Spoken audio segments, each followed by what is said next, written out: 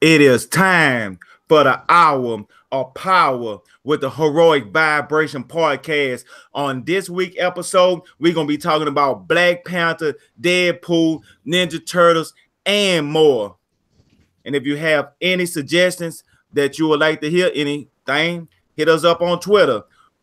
What up with your YouTube and YouTube bust? It's your boy TripleCup Chuck, and I'm up. And you're tuning in to the Vibration podcast, where we talk about Marvel, DC, comic books, anime, video games, and more. Welcome to my humble abode. Let's go. Now we got the intro out the way. Let's go ahead and get started into these introductions, because we got some fire guests this week. Man, we're gonna be talking about some Black Panther. We got a lot of good topics to get off our chest. It's gonna be an epic episode. Okay, well, first up, I'm gonna start off with my guest, my first guest. You know what I'm saying? He the only person. See, I'm up, but I'm saying you gotta be a super fly type of guy to be up in the sky like this here. You know what I'm saying? Let them know they can find you. What's up with you, Super G? G's up. Super G right here. Man, I am like the invite, man. It's a great time. I love talking about comics, anything. Ooh, G. Super underscore. Yeah, hey, Mike be the mic biting a little bit. I mean, hey, you got to calm down a little bit. You know what I'm saying? You reach some turbulency or whatever. Turbulence, yeah. You probably got to just hop out and hop back in. Your microphone, it probably straighten up. You know how YouTube be messing up sometimes. You heard me, Super G?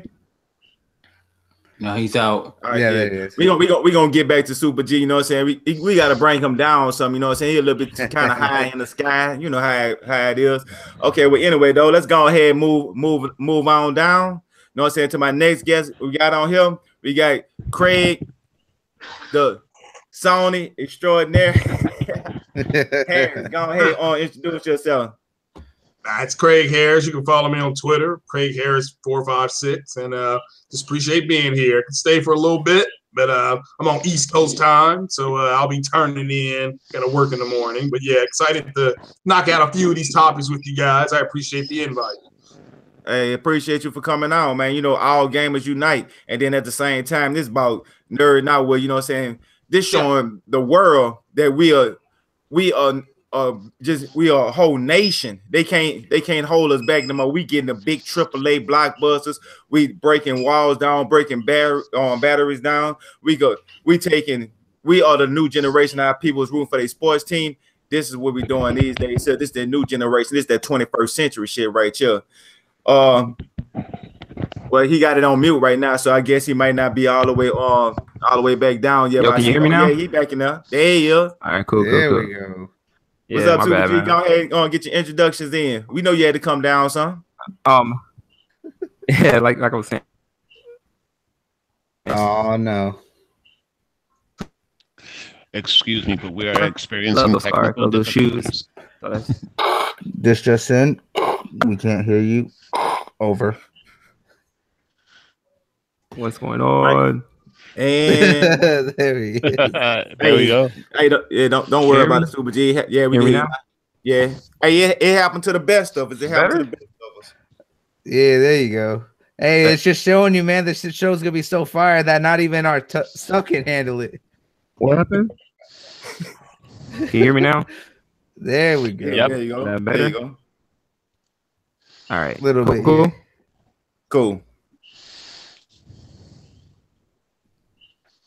We'll give you an introduction. Or is he biting? He biting again?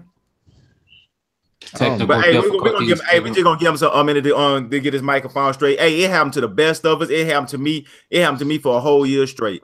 But anyway, let's go ahead and just move on down. You know what I'm saying? We got Bloody Knuckles in this bitch. Go ahead and introduce yourself, big homie. What's up, everybody? You know who it is. It's Bloody Knuckles, man. You know, here, host of the Smash podcast on Saturdays, and of course here regular on the Vibration. You can catch me on Twitter at Bloody Knuckles. But it's good to be back. It's always good to hear be wilding out with everyone, having fun. Yeah, we're gonna have an amazing time today. Okay, next up we got I butcher his introduction. He have a Matter of fact, I'm gonna come to you last. I gotta come to you last. Matter of fact, let me go ahead and go to the real, the brutally honest, but he's young and he's a Kano. Rip out their heart for him. What's up, everybody? This your boy, the real young Kano, the brutally honest gamer from the Gamer Section Podcast. You already know what it's hitting for, man. About to talk some of this, comic goodness, you hear me? Some anime goodness, some gaming goodness. We about to talk about some goodness tonight in this podcast. Better believe, man. Stay tuned. That's what's up. That's what's up. Okay, last but not least, like I said, I'm about to butcher his introduction, his theme introduction, but I'm not gonna do it today because we got something coming right after that. Go ahead and introduce yourself, Kaleidoscope. Yo, it's the Xbox Ghost Kaleidoscope. Back up on the Heroic Vibrations podcast. Also a member of the Gaming Section podcast and DirectX minus the fraud. And everybody, y'all can reach me at DirectX minus the. And we about to get stupid up in this motherfucker. Yeah. That's what I'm talking about. That's what I'm talking about. Speaking about, Kaleido, you have one of the most well-known introduction way of coming in. Like, you know what I'm saying? I don't do it the way you do it, but everybody heard the way you do it, and the way you do it is catchy. And by you having a catchy introduction, that make you a superhero in my book. So with that being said, I'm gonna start off with you, Kaleidoscope.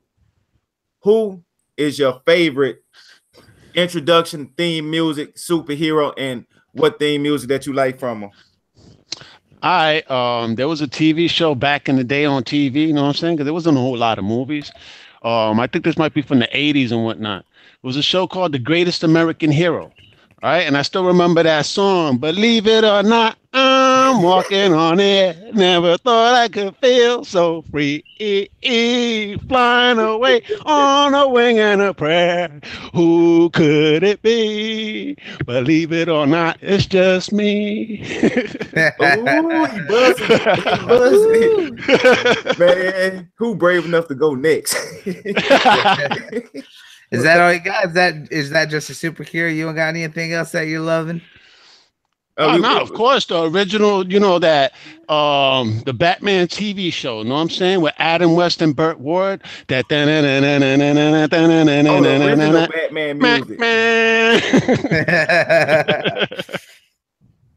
Yeah, there's been a lot of classic themes when it comes to superhero movies, people. Hey, that's the music. Hey, that's the music when they used to have a fight. They used to be fighting and they had a sign pop up like pow and it's like pow, bam, boof. Same bad time, same bad channel. Yeah, the outro. Yeah.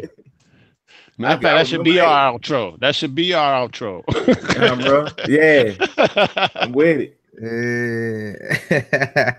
So I'm gonna throw it in there. Who brave enough to go next? I'll go next, man. I'll tell you what, man. For me, just because I may have enjoyed a lot of the goodness that came well before my time.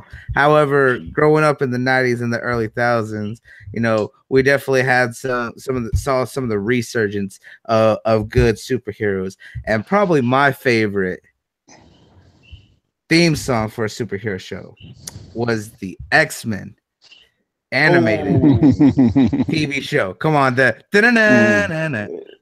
Yeah. Hell yeah. Go on. That's all I remember off of it too. But yeah, that was some good music here every Saturday morning. Yep. And it had the whole nation watching X-Men, bro. Yeah, man. And seeing the X-Men grow up from that, man, and seeing how big that they got, because they were already big in the comic. But get to see them and have that really sick. Oh, it looks like Super G's back. But hearing that awesome theme was really great to see that. And they did the cartoon better than the movies in my book, bro. Yeah, they did. Everybody shined equally on that show. It wasn't Wolverine and his tag along crew. Right. Everybody had their own. Then sometimes they had their own like standalone episodes where they do their backstories, or they'll have when they got to go through certain things. Yeah, whoever wrote that and how they wrote that, they did a magnificent job of just how they choreographed it and everything from start to finish. Well, actually, if you didn't know, Chuck, it was based off the X-Men comic books. All All right, so they was basically adapting the X-Men comic books for animation. Yep. Oh, so they just pulled straight from the comic book storyline. Yep, that's why you had individual episodes with certain characters, because that's the way the comic books always flowed. They gave everybody equal screen time.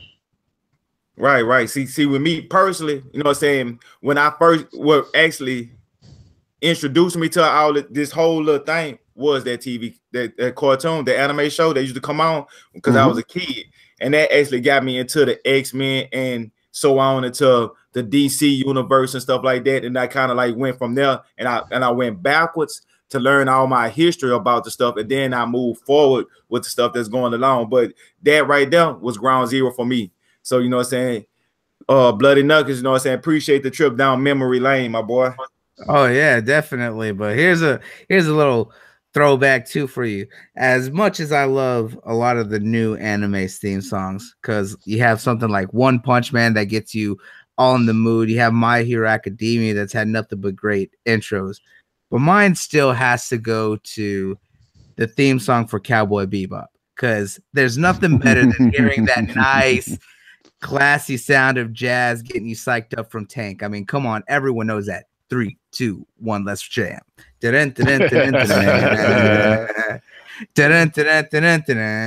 on, everyone knows that shit. Oh yeah, Cowboy Bebop is fire, yo. It always is fire. Because I mean, it was a limited series. You could think about it. If it's like comic books, it would be a limited series. So limited anime, one season, beginning, middle, and an end. That's what's up. Absolutely, man. And it had some great music to it. Yeah, we can hear you, Super G. Finally up in this place. Yeah, go. Oh, there you go. My mic was bugging out, bro. Something my bad, bro. Oh, you good? Hey, go ahead and give us a quick rewind, you know what I'm saying, with your introduction and where they can find you at. Man, you know, I was just saying, dude, I'm just humbled to be able to come on your podcast and for you guys to have me. It's a dope thing because I love any chance I get to talk about anime nerdom, any nerdom, bro. I just love it. And I'll just say you can locate me on Twitter at SuperG SUPRA_G, super like the car and the shoes. And then I mean, check us out on Saturday mornings, dude. The Smash podcast, bro. That's all. Yep. Smash be lit, boy. They be going in. Hey, we tried, bro. We tried, man. Yeah, y'all be going in. And also, I love the show. Awesome. With Super G, since we got your microphone working now, I don't know if you gonna get smack dead with this one here. What is your introduction music that you love or remember from like your comic book superheroes? The theme, man, music. Dude, I'm gonna go. That's a good question, dude. For superheroes, man, I'm gonna go with that '90s Spider-Man, dude. That '90s Spider-Man was my thing, dude. To my down one? Yeah, dude. Hell yeah. '90s Spider-Man, man. That would have been old school Ninja Turtles, man. That was dope too, man. I got some stories about the Ninja Turtles, but I ain't oh man, that was my one. Turtles. Heroes in a half shell. Turtle power. I used to have the VHS cassettes. I'm kind of showing Turtles on a half cassettes, all out of those, dude. Burger King used to hook it up back in the day. Oh man, you ain't even lying about that, bro. But I remember way back in the day, like my gramps, because he knew I wasn't like the rest of my cousins, right? Because all my cousins were sports kids. I was a nerd, but he would actually go out and find like VHS tapes of like the old Ninja Turtles, so that way I would have something to watch while I was there, man, at his house. Oh, that's what's up. Oh yeah, man. Hell yeah. All right, so what about you, Craig? I'll go to 84. I'll say the introduction music to the either G.I. Joe or He-Man. They were back to back. So that G.I. Joe was hard though. Oh yeah. But superhero. There wasn't a whole lot going on in the early to mid 80s. You were reading the comics. So G.I. Joe, I'd give it a slight edge to G.I. Joe. It wasn't just their theme music. It was their little outro statement. I know, bro. How it was. That some winning is half the battle, man. Yeah. Now you know, and knowing is half the battle. Yeah, that's it right there. G.I. Joe, American hero. Yeah. G.I. Joe was there. Ain't none of us gonna make it on American Idol. Hey, Yeah. Hey, You man, could it's say not- that was G.I. Joe's a comic book though, because the minute the cartoons dropped, comic books was right there, yo. Yeah. Marvel Hey, comics. we ain't trying to make it on American Idol, man. you trying to start that nerd idol? Yeah. I'm with it. All right, what about you, Idolizing young nerds. Kano?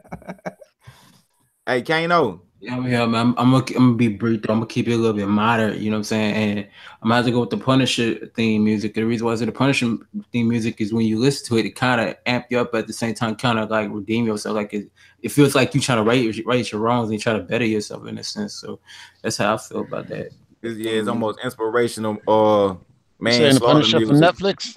I could dig that. Hey, Yeah. that's what's up. Yeah, I dope. dig it. Yeah. I dig it. Yeah, he'll kind of have you on that mood swing. That was Yeah, one. it'll get you to the point like it amps you up. At the same time, you like redeeming yourself to better yourself in a sense, and just like righting your wrongs from a situation or something like that. You feel me? So that's when I was listening to it, like, man, yeah, official like a referee whistle. You dig? Yeah. And really made me think about this topic was, the whole thing about Kendrick Lamar, and he's supposed to be writing a whole movie for Black Panther. So, you know what I'm saying, when I heard that he was gonna be able to bless that movie, I was like, man, I know he got to bring his A game.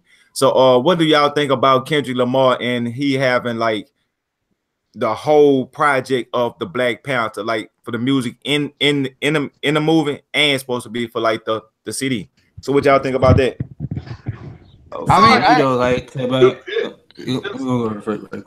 For me though, you know what I'm saying, he's just showing off his production skills, and he's, you could tell he's into the comics and into the animation of the characters of the movie. So it's look like it's inspiration, but for the music, he's showing off his creative skills and the inspiration behind the film. So I feel like it's official like that. You heard me? What about you, Craig? Yeah, it was a logical pick. It's going to be interesting to see what they're going to do in China, because China has banned hip hop, period, from the whole country. So it's going to be interesting to see how they do it. They're going to have to switch it up maybe in China.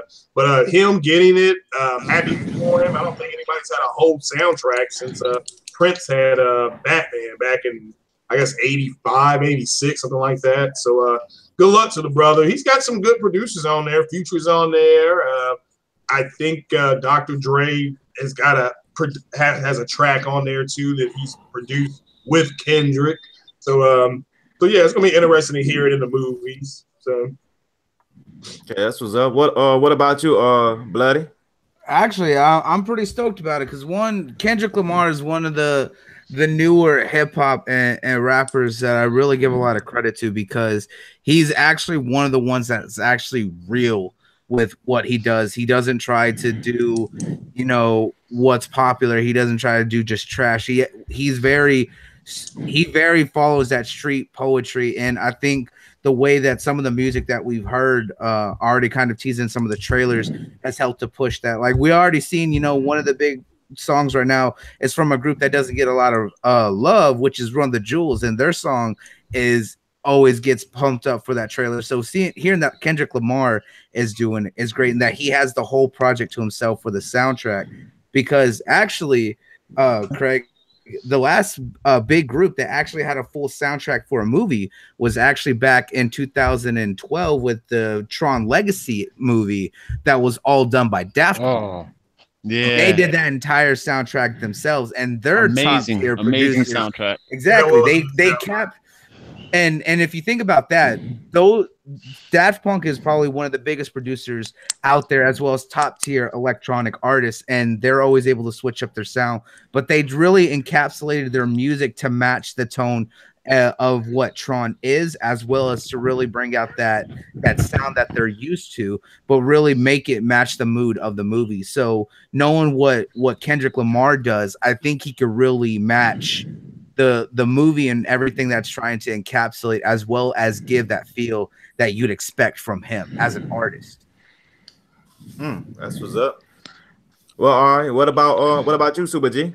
Man, Buddy just said everything I needed to say, bro. Like, I mean, it's a great thing that they decided to go ahead and do that, because like where Kendrick stands, like his whole the way he puts himself in front of everybody. Like he's kind of like an activist in a way for the black people, because Right. a lot of his music stands for something. It's not just like gibberish that you hear nowadays in rap. You know what I'm saying? Like all his music has a point, and it strikes home in whatever he's trying to put across. So I mean, I could see him being the guy that leads this movie, like vocally through the music, man, and like it's, I don't think they could have picked anyone better, bro. He's a strong person when it comes to music. Hell yeah. That's what's up. Well, what about you, Kalada? I know that you're an artist yourself, so you understand the time and the effort it take to put into the craft. So what you think about it? I thought it was brilliant on their part. On Marvel's part, it was absolutely brilliant. And just to clear a few things up, he's actually producing the album. All right, so he's not doing the entire album by himself. Oh, okay. On the album. But he's still a composer. He's curating it, right? Like he's the one that's selecting what Oh, songs. of course. He's the producer. He's the executive producer of the album, just like when you do film. Yeah. And there's also a composer for the movie. All right. And the composer actually worked with Ryan Coogler before. I think he might have worked with him either on Fruitvale Station or on Creed. I'm not sure which one of the two, but he did work with him before. All right. Yeah, Coogler used a lot of the same people. So the music, they actually used a lot of African tribal things into the music that the composer incorporated, and then the elements of hip hop that do pop into the actual film, or it's when it's necessary. All right, because hip hop is not going to be thrown throughout the whole movie. All right, that's what they got the composer for, but they did it supposedly brilliantly. All right, because the reviews have been through the roof. Right now on Rotten Tomatoes, 69 reviews, and it's still scoring at 100%. It's at 99% right now, but yeah, bro. All right, well then there was one negative, yo. There was one bad apple. All right. Yeah. I mean, that's amazing. Hey, but yes, definitely. But he's in the upper echelon, yo. Like Eminem has said one time in one of his rap songs, "Rap God." Yo, Kendrick Lamar is one of them. That's what I was saying too. Like, man, he's one of those. This is like one of those once in a generation rappers, bro. Like when you think of him, you can kind of like. I'm not trying to be blasphemous, but you kind of think of Pac and Biggie, bro. Like because of the way he delivers, man. Like. He's strong, man. Yeah, he's very unique. Like there's very few rappers and that continue that trend. Like I give a lot of respect to Tech Nine as one of the big underground rappers who's been in this 20 plus years. But the way that he spits and the way that he still does his music isn't what's going to be on the radio, because the fact that it's not playing that simplistic style that you hear from a lot of people. Like look at what's popular, like Gucci Gang. Like a song like that is fucking popular, but you're not hearing, some of Kendrick Lamar's like top shit on it. There's no brain food there. There's no brain food. Exactly. There is no brain food. Look at his song, Drink. Like if you actually break down the song and listen to what it's talking about, it's really in depth in a lot of the shit that's going on in it. Mm-hmm. And like I said, man, him getting this opportunity really speaks volumes of what he's accomplished, because he's still doing his own thing. He's stayed true to himself. He hasn't done sold out to no one except what he wanted to speak. And it speaks volumes about Marvel. Exactly. Right. How they open they more of like a younger generation doing, like making moves that the older generation wouldn't make, so they kind of like changed up the game because it's a newer generation. And speaking about newer stuff, I gotta interject one thing real quick though. Another thing about Marvel, people think Marvel's this giant corporation, right? Kevin Feige and like the giant Marvel unit behind them, right? But it's really the way Ryan Coogler broke it down is Kevin Feige and his two friends. Luis D'Esposito and Victoria Alonso, and they're both Hispanic. You know what I'm saying? So that speaks volumes. Yeah. Comic book nerds. And yep, exactly. Yeah, and Feige had to come to. I mean, he felt himself a little bit after the first Iron Man, but when he went with the Incredible Hulk, the one with Ed Norton, that didn't do the number that he thought. That's why there was a wrestling match between him and the studio with Iron Man 2. He could not protect Iron Man 2 from the studio. And then John Favreau got mad, and they it's a studio movie more than what Favreau wanted. And so, but yeah, overall, now you're right. It's Feige being where he is, and then Feige got that big promotion last year, and so now he reports right to Bob Iger. Alan Horn. Yeah, that way. Yeah, Bob Iger and Alan Horn. That's it. Right. We seen him work. And he's deserved it because he's really helped to kind of get the vision in line for what they want to do with the movies. Because we still saw a lot of that interjection from like the studio execs leading into Age of Ultron, and we saw that Age of Ultron had so much going on with it. Man, they tore Ultron up, man. Yeah, and here's the thing: it had a lot of potential, and Ultron was supposed to be a lot more imposing, but because of the constant back and forth with the studio heads getting involved in that, it became a Disney character. Yeah, and we saw that at that point they realized, okay, maybe we do need to step back and let them do it, and it's worked since then. Every movie that they've done has been knockouts. Yeah, Feige had his misstep with the Incredible Hulk, and with the Incredible Hulk, my biggest issue was Ed Norton was not built for that part. Like, honestly, he did not do Bruce Banner any justice. Like, when they switched over in Avengers to Mark Ruffalo, he's the perfect person to kind of give that smart side but kind of awkward still side of Bruce Banner to really do the opposite of what the Hulk is. Ed Norton had this whole stoic, hard attitude even as Bruce Banner in that movie. Like that's what put it off for me, and I'm glad that they made this switch up that they did at the time. Norton would look like he wanted to kill somebody. Yeah, he always did, and that's not Bruce Banner. Bruce Banner was a very timid guy. Fragile. Yeah, he really was. He didn't like getting upset. He was very unconfrontational. He was timid in a lot of ways, and after he was blasted with the gamma radiation that created the Hulk, that's what really kind of made him realize, oh, I need to control myself more, and he became as unconfrontational as he possibly could to prevent the Hulk from coming out. Ed Norton didn't have that kind of reservation. He looked like he was always pissed 24/7. Yeah. And Ed Norton, he helped write. He was ready to be the Hulk. That's why. And Ed Norton wanted writing credit, and he got into it with Kevin Feige, and they were like, nope, you got to go. Because that's a shared character. Everybody's like, well, Spider-Man's a shared character. I think Hulk, I think he's owned by Universal. So they're just I think they're owned by Universal. They own the distribution rights for the movies. They own the distribution rights, correct. Yeah, so it's so Ed Norton wanted writing credit or partial credit. He turned it into the Writers Guild. It was a big deal. Yeah, and he had to go. He got a quick phone call. He has to go. Hence why he's not playing now. Well, he wasn't the first. Same thing happened with Terrence Howard after the first Iron Man. Yeah, because you had the Hulk movie, then you had the Incredible Hulk, which actually tied it into the MCU, and then after that we had Mark Ruffalo pick up the Hulk and the Avengers, and that's why we haven't gotten another standalone Hulk movie since then. However, I brought this up previously, is that in Mark Ruffalo's contract right now, the Hulk has a 3-character arc across the next Avengers movie, starting with Ragnarok to Infinity War, and then the 4th Avengers film after that.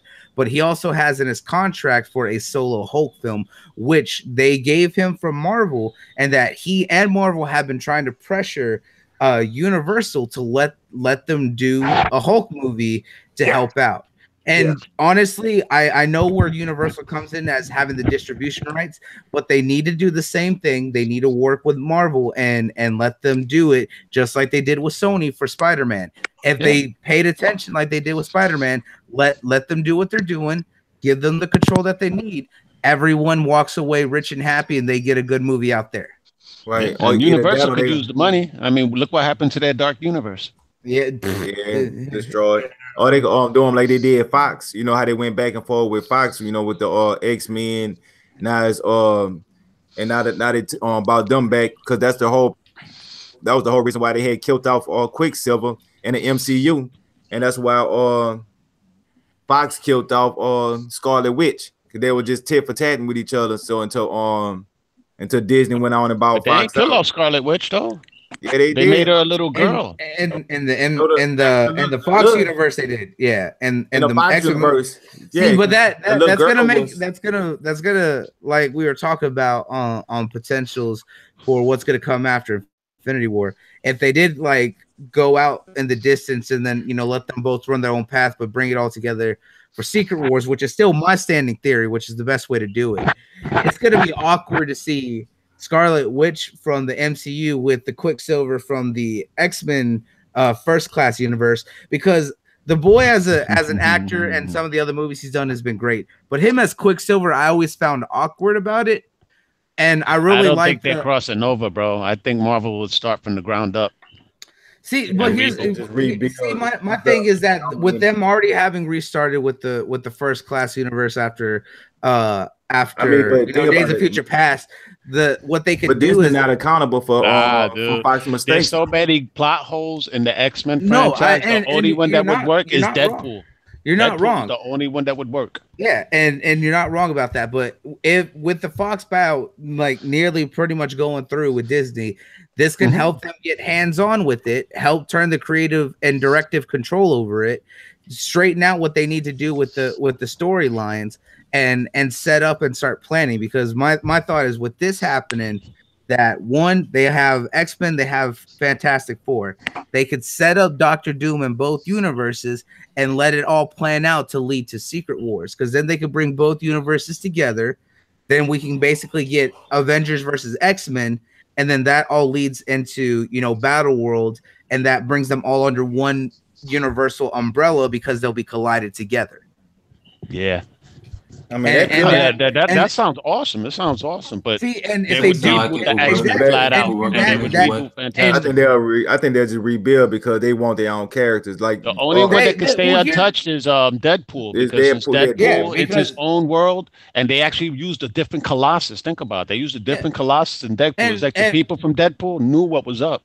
Yeah, and even if they wanted to, they could bring it into all that, because the fact that they've left it showing that it's kind of in the MCU, but it's not, because they keep teasing it all the way through, so they can go through with whatever they want and switch it all up. But here's the big thing about it is that if they do it this way, because we already know that they're starting to plan out their post phase four for the MCU, and we don't know what talks they're going to start doing for Fox and the X-Men and Fantastic Four and all that. But the cast they got for the new generation of X-Men is not a bad cast. They have great cats to do it. The thing is, right now they need to help take the time to turn the direction around, because before they were trying to do too many timelines, too many stories at the same time, and it was just conflicting with each other and causing it to go fucking left and right too quickly, and it made no sense. Like now with them already Singer.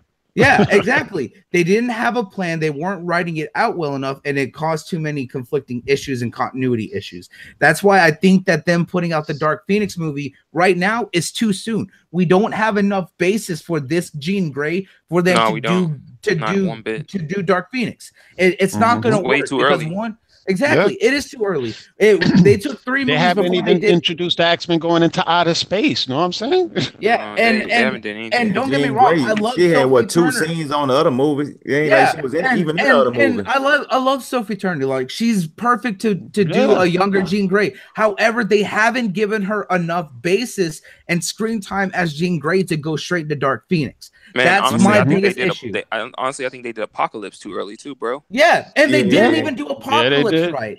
They didn't do Apocalypse right because he wasn't the imposing. That should have been introduced over several movies, yo. Yeah. And Apocalypse should have been like how they doing Thanos. Yep. Exactly. Because he's one of their biggest foes, dude. And now that's why Marvel. I mean, that's why Marvel is going to pretty much tear down the whole thing of X-Men, because they're not accountable for all these mistakes that Fox made, and they're going to recast the people. Here's the thing. I don't think they'll recast.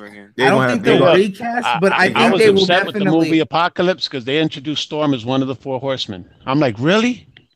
How is Storm one of the 4 horsemen, man? Is they rushing into everything? She was one of the 4 horsemen. She has been in the comics, but Phase 4, Kevin Feige has said we're not going to see any X-Men anything until definitely not in 4. The deal is Yeah, the deal is on paper, and Comcast is actually going to make an offer. Yeah, dude, it's not even completely sealed up.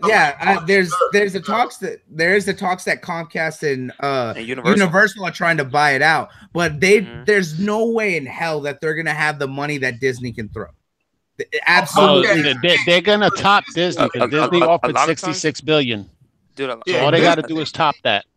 But the government still is going to involve themselves in it, bro. So it's a touchy situation with that, man. Yeah, the government themselves going to step in, have to okay to buy.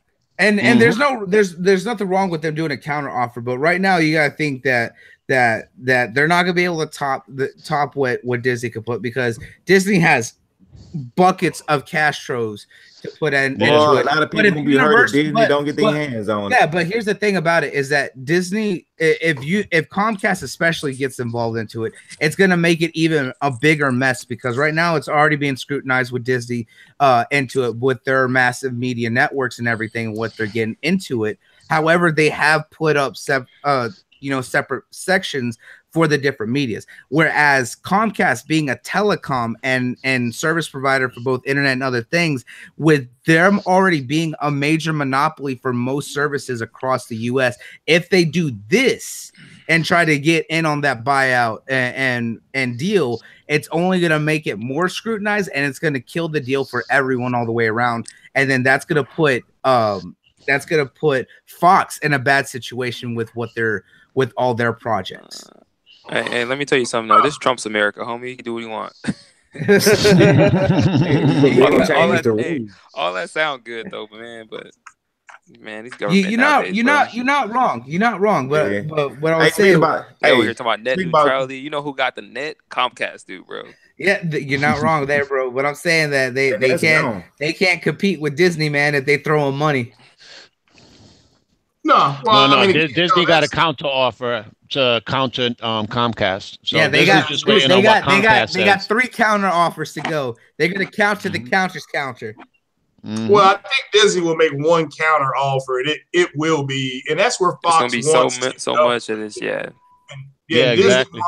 Disney wants that stuff because of the television. Disney wants Fox because Disney's going to do their own streaming service. So and you got to think about like we said what it involves. It's their Fox's animation studio. So basically everything you see on Fox on Sunday, Simpsons, Family Guy, all that gets brought over to Disney, and they can do with it as they wish. It gives them their sports networks, because they're buying out the sports networks that Fox owns for broadcasting all that kind of television. All those different franchises, those different movie franchises that Fox owns. All the different movies. They bought everything from Fox besides for the only thing that they didn't buy was their news and a parking lot. They let them keep a parking lot. My daughter actually told me something that I didn't even think about. She was like, "Yo, Dad, if that goes through, Anastasia would be a Disney princess." Yes, she will. I was like, "Wow, yes, she would." And it's about damn time, because I grew up thinking that she was, but I didn't realize that she wasn't, because I thought it was Disney, and also didn't realize that it was based on the actual Princess Anastasia. Mm-hmm. Yeah, so it's just so happened to be. Proposal. We'll have to wait and see. But they've said they're not doing X-Men until after 20. So that's phase 4. So I would not. They are going to recast. They're going to recast. So I don't think they will. I think they're good. Like I said, I think they're going to. It's all opinions. It's all opinions. Speculation. This is all speculation. No. It's all speculation on all accounts. But I'm saying they're not going to it could happen. The MCU straight out the gate. They already have projects that they're planning for phase 4 for the MCU, and you got to think that each one of those is going to be over several years. I think they need that. It's fine to keep them separate. That's what I'm saying. Keep them separate. Take those years to help straighten out that universe before bringing them into your cash cow. Turn them into their own cash cow before making one giant money pile that you're gonna dance in. Let it fix it up first. Shine it up before you try to put it on display for everything else. Well, again, there's no Fox, and that one though. Fox property. Let me say this real quick. Go ahead. Going past New Mutant, and that's pushed into next year. After that, Fox's plate, as far as their superhero stuff, is clean. That's it. So I want that New Mutants though. Well, New Mutants is already it's in early production right now. They pushed it back, but they're doing Dark Phoenix because that's pretty much finished. You know, just like Deadpool, and the next Deadpool movie will be under the Disney Marvel symbol. This is still under Fox, but the one that's coming out in May. But yeah, I know you got to move it on, Cup. But but ultimately, yeah, after Dark Phoenix and then after New Mutants, that's it. There's no more Fox, X-Men, anything. So, and you know, but they won't start. They can't absorb it at all. Disney can't absorb anything until after 20. Therefore, they're going to recast because those people are going to be sitting around for almost 2.5 years. So there's no reason to have them around anymore. I agree with you. I understand your points, Bloody, but the reason I think that Marvel would recast is for the simple fact that we would actually get the X-Men that we deserve. Just like Batman, when the Dark Knight is out, the Batman we deserve. You know what I'm saying? A fully balanced X-Men cast where Wolverine is not the front and center. You know what I'm saying? It's actually everybody from Storm to Colossus to Kitty Pryde. All right. You know, that Nightcrawler. I mean, come on. We'll have the actual X-Men that we've seen in the cartoons, the real Rogue. Come on, man. We'll actually see the X-Men that we've always wanted to see, and they'll be balanced because the first Avengers movie is a testament to that. Every character in that movie was equally balanced, and they followed it up with Age of Ultron as well as Civil War. Yeah. So it doesn't matter how many characters Marvel throws into a movie, they have that sense of balance. All right, because if you think about Civil War, Spider-Man wasn't in the movie that much, but he had just enough screen time to shine and get everybody amped up for that solo Spider-Man movie. Same thing with Black Panther. All right, Marvel knows how to balance their characters. That's something that Fox has always failed at. All right, because what was the highlight of X-Men Apocalypse? The young cast. And yet those were the ones that got the short end of the stick in that movie. All right. You know, is that Fox doesn't know how to balance multiple characters on screen. All right. Hey, look, the one redeeming quality about Apocalypse was seeing Olivia Munn in that skin tight outfit, bro. She was sexy as hell. Well, definitely. I agree with you there. Well, Jennifer Lawrence laid that cast down because remember, she almost didn't do that movie and she had to. That's why she was at 70% of the movie was her. Because she was not going to play Mystique again. So, and that's another thing. Mystique won't be part of the X-Men when they go to Marvel. For sure, bro. That was pissing me off. I was like, what is this? Cash grab just because old girls. Yeah, because of an actress. It's like, oh, she's hot right now. She got to be part of the X-Men. It's like, what is y'all thinking? What is y'all smoking? Yo, you need to pass me some of that. If they were going to do that, they should have put on. She should have went as Jean Grey or somebody like that. Even though she ain't had the look, but you know, she a good actor, so I think she could have pulled it off too. The girl played Jean Grey now. Is a good Jean Grey, but if they wanted for her to be a main line, Mystique wasn't the right character. No, not at all. Exactly. Not at all. Agreed. I agree. Yeah. I agree with that. Let's go ahead and move on to this next topic. I know y'all seen that trailer that we've been waiting for about 3 months, but it's been about a month for them finally showing the Injustice 2, the Ninja Turtles pack, because you know everybody had a lot of speculations about how they was gonna fight. Was you gonna fight with all 4 turtles, or if it was to be individual turtles? So now we got our first look at the turtles and how they gonna fight. You know what I'm saying? I want to know y'all opinions. Is this what y'all expected? Y'all likes and y'all dislikes about it? You know what I'm saying? Let's start off with one of our guests. Let's go with you, Craig. What you think about it? Real fast, I liked what I saw, and it's you know, now how it's gonna play, that's 2 different things, but overall, as far as the aesthetic, this is real short and sweet. I liked what I saw, so we'll have to wait and see how it breaks down as far as the way the playability and stuff like that. So okay, that's what's up. What about you, Super G? Man, I'm stoked, bro. I was looking for a reason to go back to Injustice because I kind of put it down a while back, being that Dragon Ball 2 is out also. So seeing these Ninja Turtles, bro, I'm back in. I'm all in. That's my game anyway. So and I love the way they look. I mean, I seen Raph in the trench coat, bro, and they brought me back to the original Ninja Turtles movie back in the day. Yeah. So I was just like, damn. I was like, yes. As long as I didn't see no damn samurai turtles like in the 3rd Ninja Turtles movie, I was good, bro. But I'm stoked. They looked awesome the way they play and Yeah. everything. So I can't wait to get my hands on them and try my boy Leo, try out Ralph because I love Ralph. So I want to get it in. Yeah, they look better than the new Ninja Turtles on the movie. They got oh my gosh, way Yeah. better, bro. Way Yeah. better. They're a throwback like to the original movie, like you Yeah. said. Exactly. I was afraid of that too because I thought they were gonna do something like those new Turtles, and I don't even want to get on the new Turtles cartoon that's coming out. No. Oh my Man, gosh, yeah. bro. Horrible. But yeah, those turtles look fabulous. The graphics look great, man, and even the voice. They sound like they went and got like the old voice actors to do the They might have. voices for them because they sound like it. So Yeah, they might have, man, because if you think about the voice talent that's in Injustice, it's ridiculous, bro.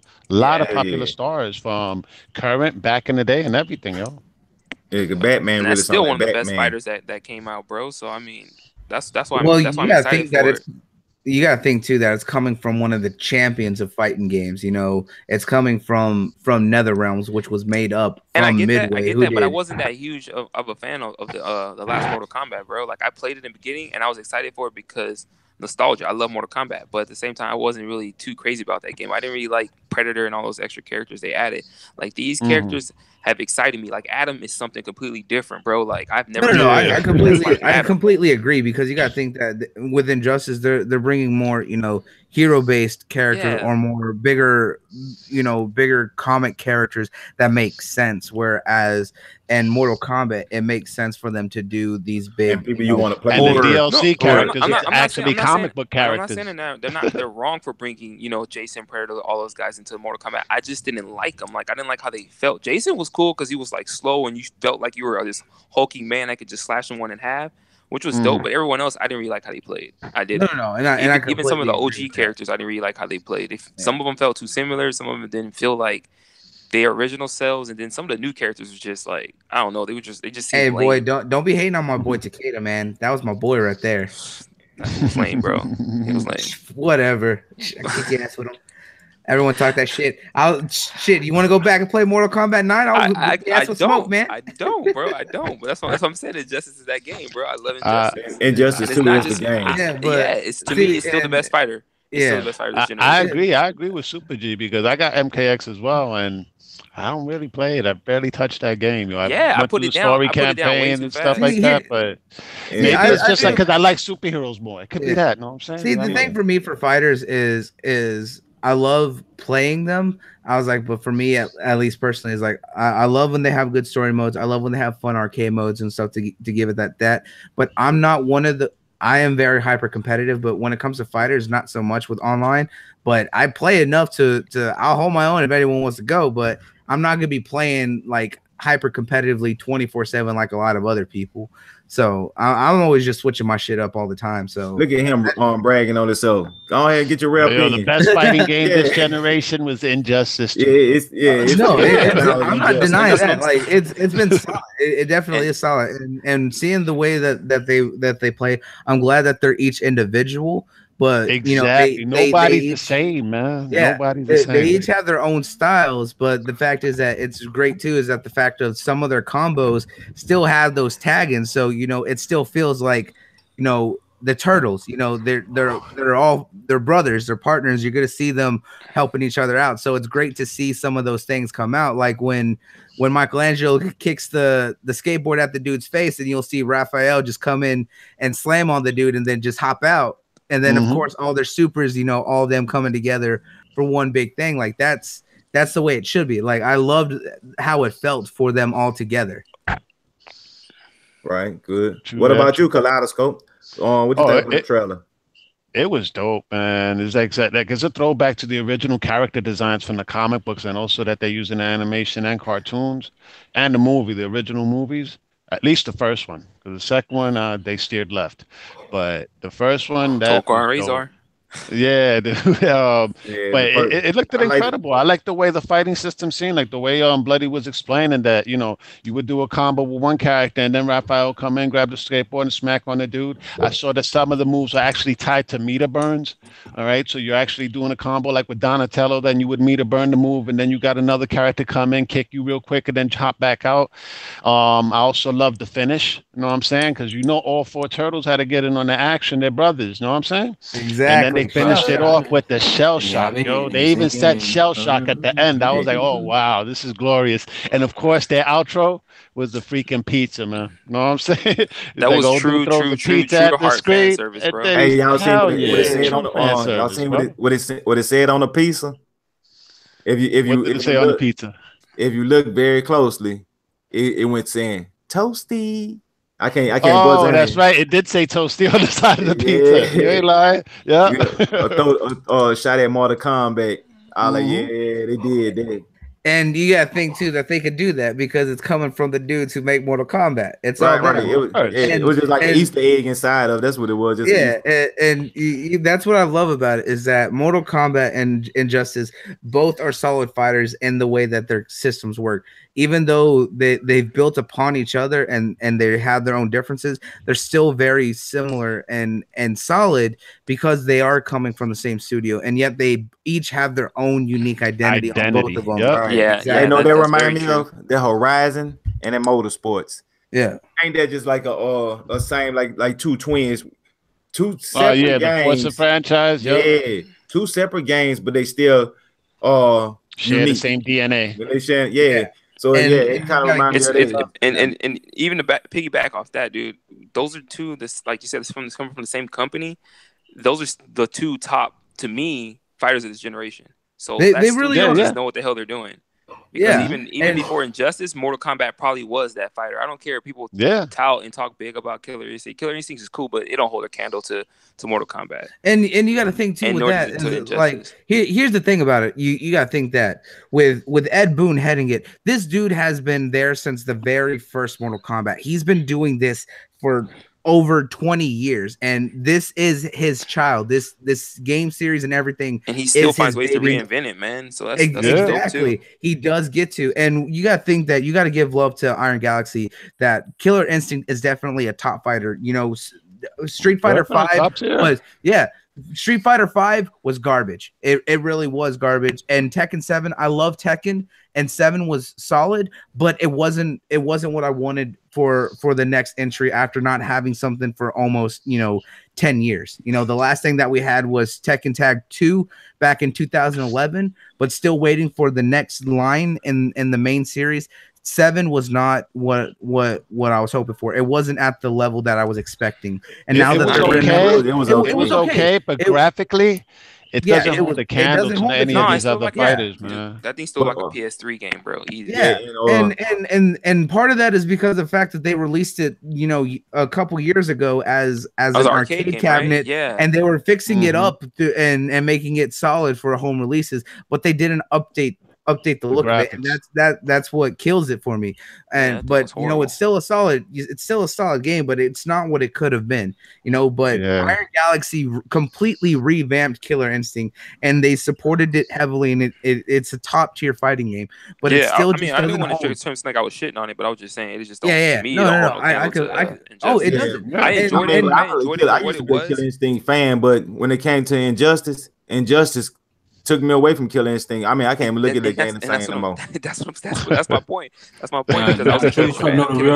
It was fan service. We needed a Killer Instinct because we hadn't had a Killer Instinct in years. So for it to come out and then be like pretty much like a free title, like that was dope, dude. It was a good game for what it was. Yeah, and that's where early in the generation. Iron Galaxy was like a kind of like new developer, so they weren't really like well established. But I mean, they put themselves on the map with that one.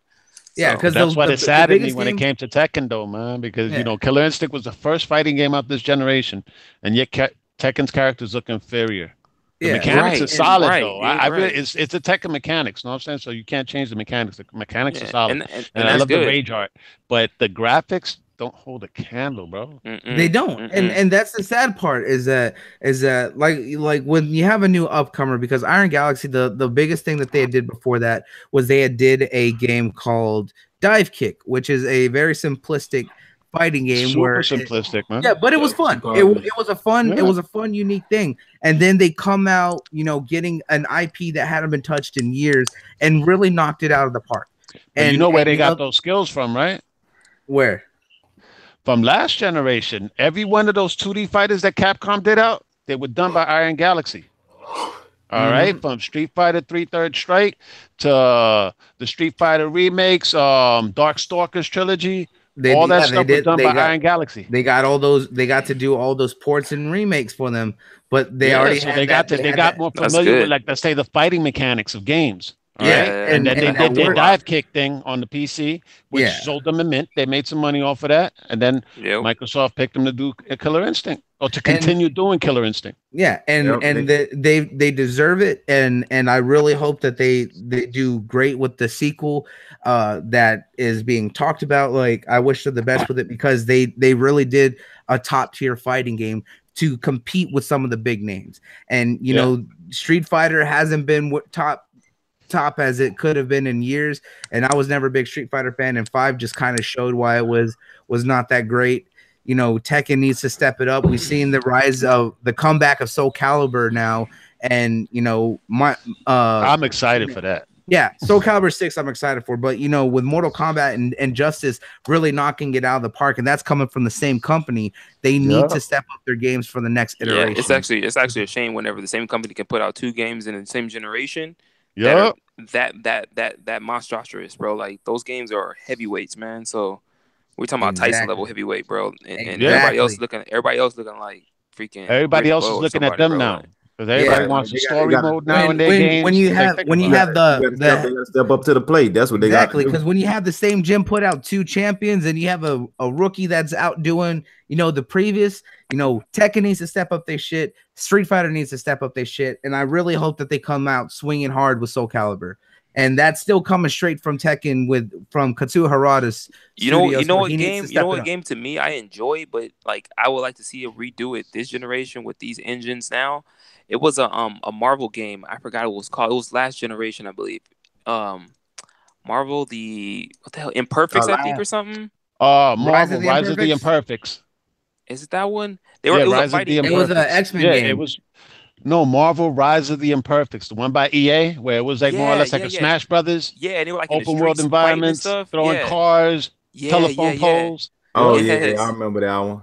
Dude, I like that game. I mean, I was much younger then, probably a little more stupid, but that game was so dope to me, dude. It was, man. It was dope. A lot of people ain't give it the time of day. Really? Yeah, I liked playing with like Spider-Man. You could swing, the map would like pan out, and like you could just run around, like grab light poles. Same thing with Daredevil, bro. Daredevil, Electro, Wolverine. Yeah, you can play with, they had a cool group of characters to play with in that game. Yep. Hey, so Kano, what you think about the Ninja Turtles trailer? Man, first off, I thought that trailer would suck, man. Injustice 2 is the worst game ever. Let me stop playing, man. I'm gonna keep it all the way. I damn near hung up. Damn. Nah, but look at that trailer though, you heard me. That intrigues me to go ahead and go pick up the Injustice 2 game, so me and Triple Cup can have that match that's been dying. That's the need to happen. You heard me, and with Kaleidoscope too. So, but by looking at it though, man, they took that throwback element, but they also, you know, gave the game some comic relief also with the game. You dig what I'm saying? Because even though the game had a little bit of comic relief, but it enhances the comic relief within the game with those characters. You know what I'm saying? Because they're superheroes, but they do have some comedic style with them. You dig? But it shows you that within that game, though, with the guest characters, you know what I'm saying, that so a lot of these other fighters do need to step it up with guest characters and perfect the quality of the game instead of making it feel like it's last gen. So it's basically quality over quantity, and also that game is official like a referee whistle. You dig what I'm talking about? And that's basically it. All right, and I like the thing that you said about the comic relief. Because Michelangelo at the beginning, just before they start to fight, what does he say? Prepare to rage quit, bro. Oh yeah. All right, he says it right at the gate. He's like, prepare to rage quit. Yeah, certain thing the Ninja Turtles do. Hey, one thing I had noticed about them, people weren't paying attention, but if you notice, all 4 of the turtles had a different fighting style, and I ain't just talking about because Leonardo got a sword, Donatello got a bow, Raphael. Their stance too. And their whole mechanics was different. Like I'm watching them and the way they whole fighting style, every individual one changed. And I'm watching their foot movement. I was like, okay, well, you could tell who space characters and who like to get inside. Like Raphael, he looked more like a wrestler type. He wanted to get all the way in there. Michelangelo had a faster style. And in that intro, he killed somebody. He killed one of the robots. Oh yeah, he killed the robot. Oh, and then and then when they pull out the super, he threw his sides into into old dude's chest. Into I can't think of his name right now, but you know what I'm talking about, the Brainiac. No, it wasn't Brainiac. It was the Rage one. I was talking about he a red Atrocitus. Yeah, Atrocitus. So he threw the sides into him. Cloon. So that was, you know what I'm saying, some other and they kicked the skateboard. They kicked the skateboard that Mikey threw into his face as well. Oh yeah, he sure did. That's another thing too that shows a testament to NetherRealm Games, because I mean they could have did it cheap and just had this turtles all separate, like a skin pretty much, and gave them all the same moves just with the different weapons, you know. But they actually they have their own combo sets, right? Their own movements, like everything. They all look different, bro, and it's all look like you have to go in and learn to play with each turtle individually. And then you want something as far as NetherRealm. You want something because NetherRealm, from what I see, they got like let's say a certain developer. He'll be tasked with doing that one character. You know what I'm saying? So, like for example, I had seen the developer thing on the Watchtower podcast on YouTube, and they had showed off Red Hood. It was done by one dude. All right, same thing for like Raiden. Each one of those characters by NetherRealm is done by one programmer, and then they'll greenlight it after they see the finished gameplay. All right, so man, you know all these guys is at the top of their game. You know what I'm saying? Because they want their character to get in the game. Right. That's actually dope to do. Like, can you imagine the competitiveness in that studio, man? Exactly, so bro. That's why they're getting good stuff. The good part about on our side, all the characters are gonna play different because different people working on different characters. So every character, that's why every character feel unique. Mm-hmm. Everybody's different stamp. The cast of characters on that game, I didn't really care for the first cast, like the first Injustice, but this one made me actually love other characters like a lot more than I actually did. Yeah. So like, because I really didn't care about like having Cole, but once playing with him. I'm just glad they gave my girl Black Canary some love, because that's Miss Sexy right there. Man, I'm glad they gave like Starfire some love, bro.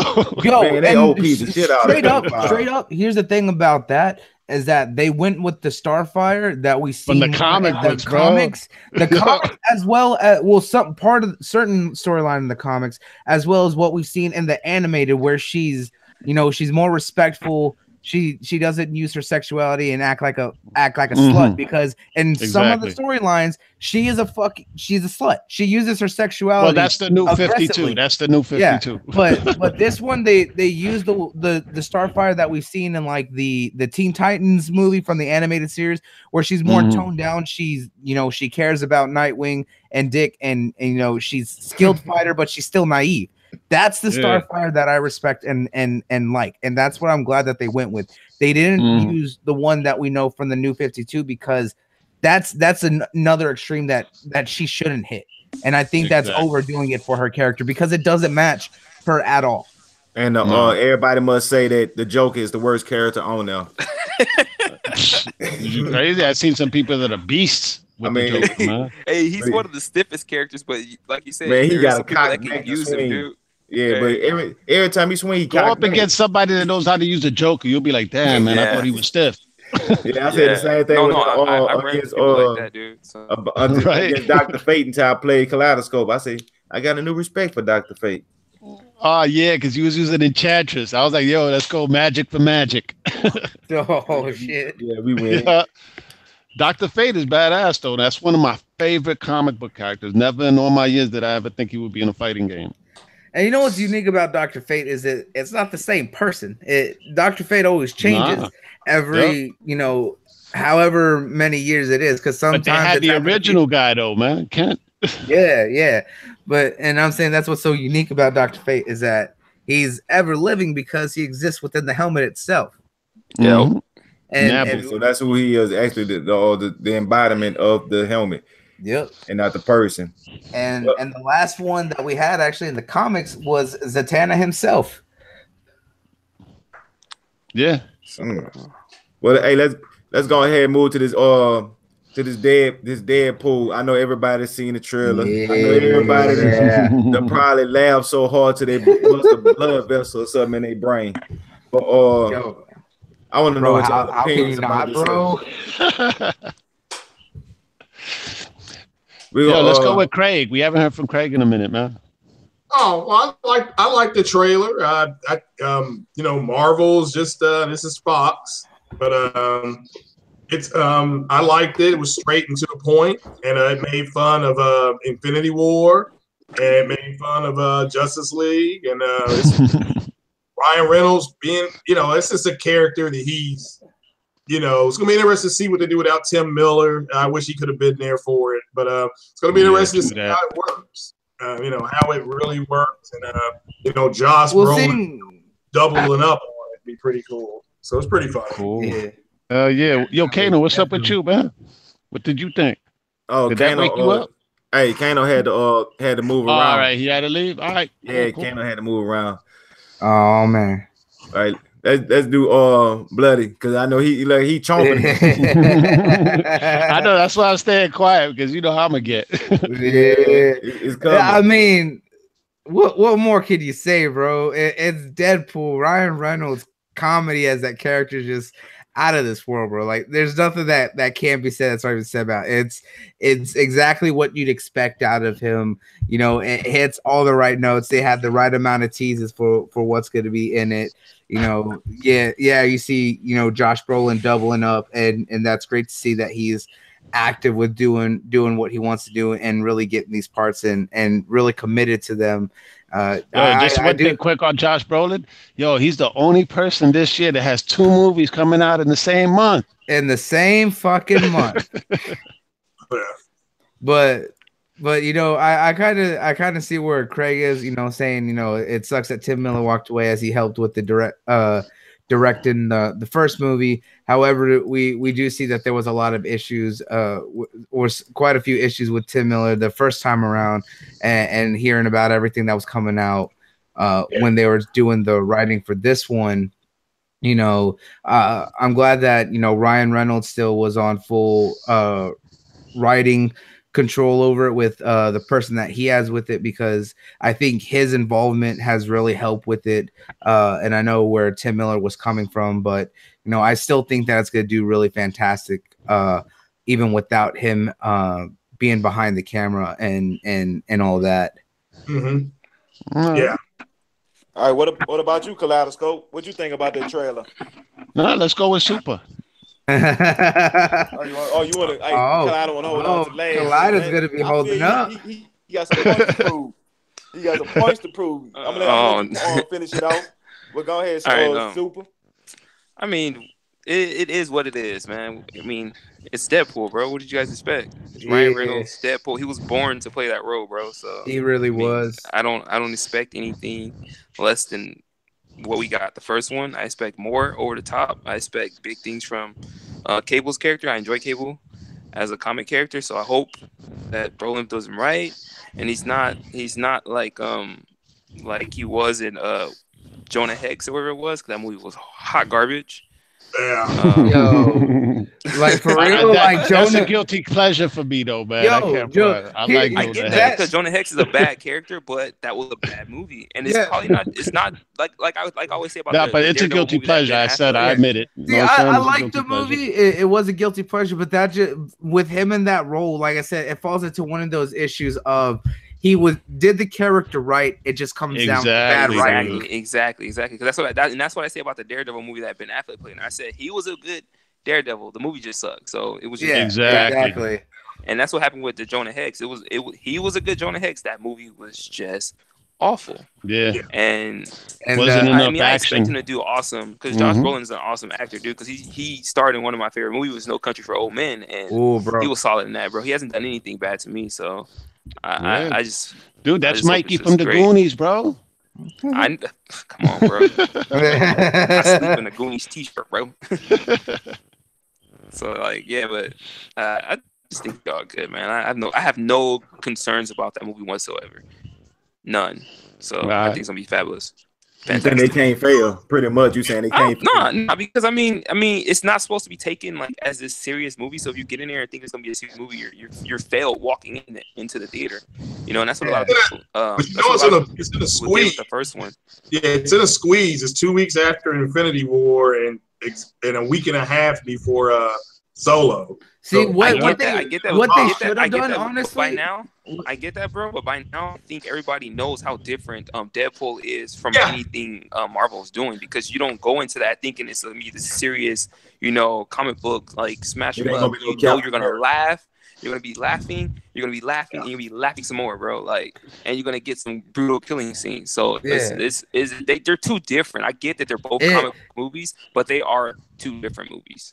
It Yeah. is It's almost like truly putting one in a comedy genre and then one in like a serious genre. Bad, but go ahead. exactly. Well, and to go hop off what Super G was saying, he's right, because if you look at what Deadpool is, and he is raunchy, comedic, gory titillation to the highest degree. Yeah. He will shoot a man in the head and make a joke about it, and somehow you'll be laughing.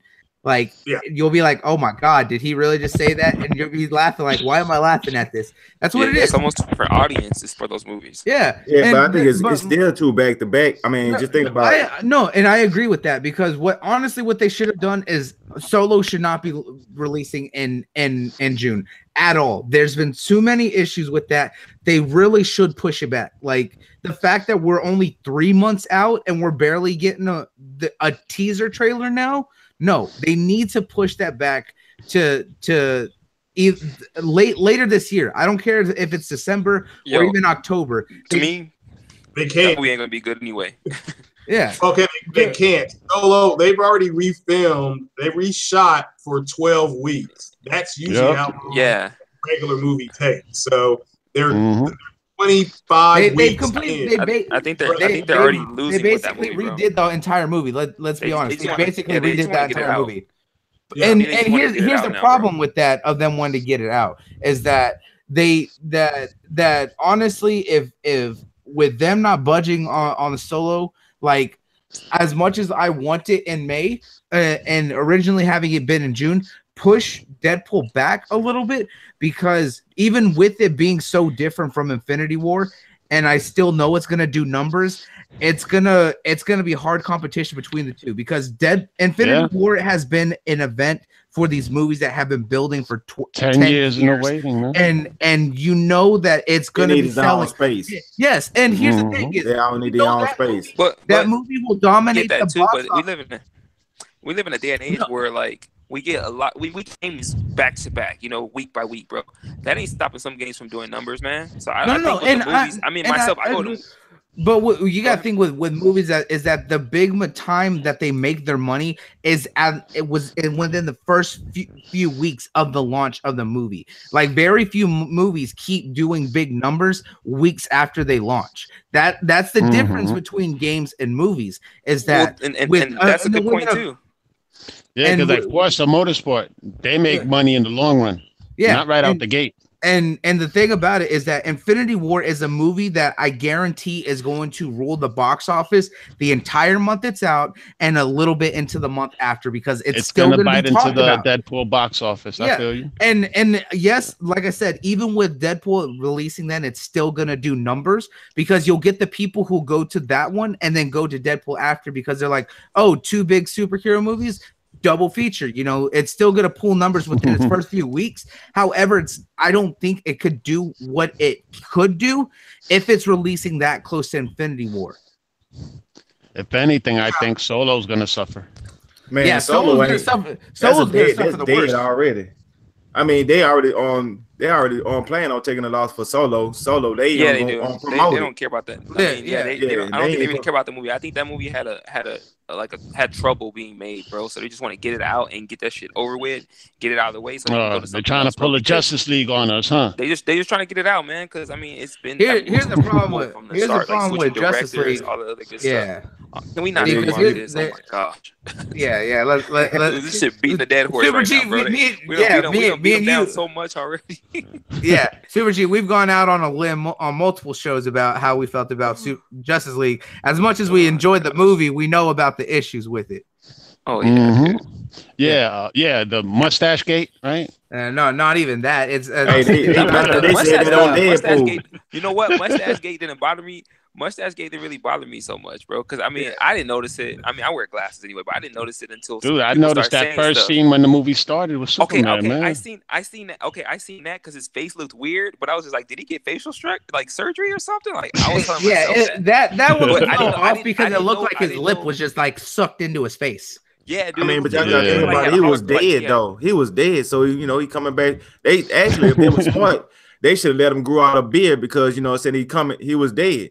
So they ain't had to come out fresh shaved. But then when you see that Mission Impossible trailer, like, damn, that mustache was worth it though. Like, Yeah, that Mission trailer, I was like, Impossible, yeah, he look Fallout, hard with that that trailer, mustache, though. man. Yeah, That shit, that was Hey, lit. but That was let's lit. all be kind of honest though. You know, Mission Impossible. How the fuck is that one still going?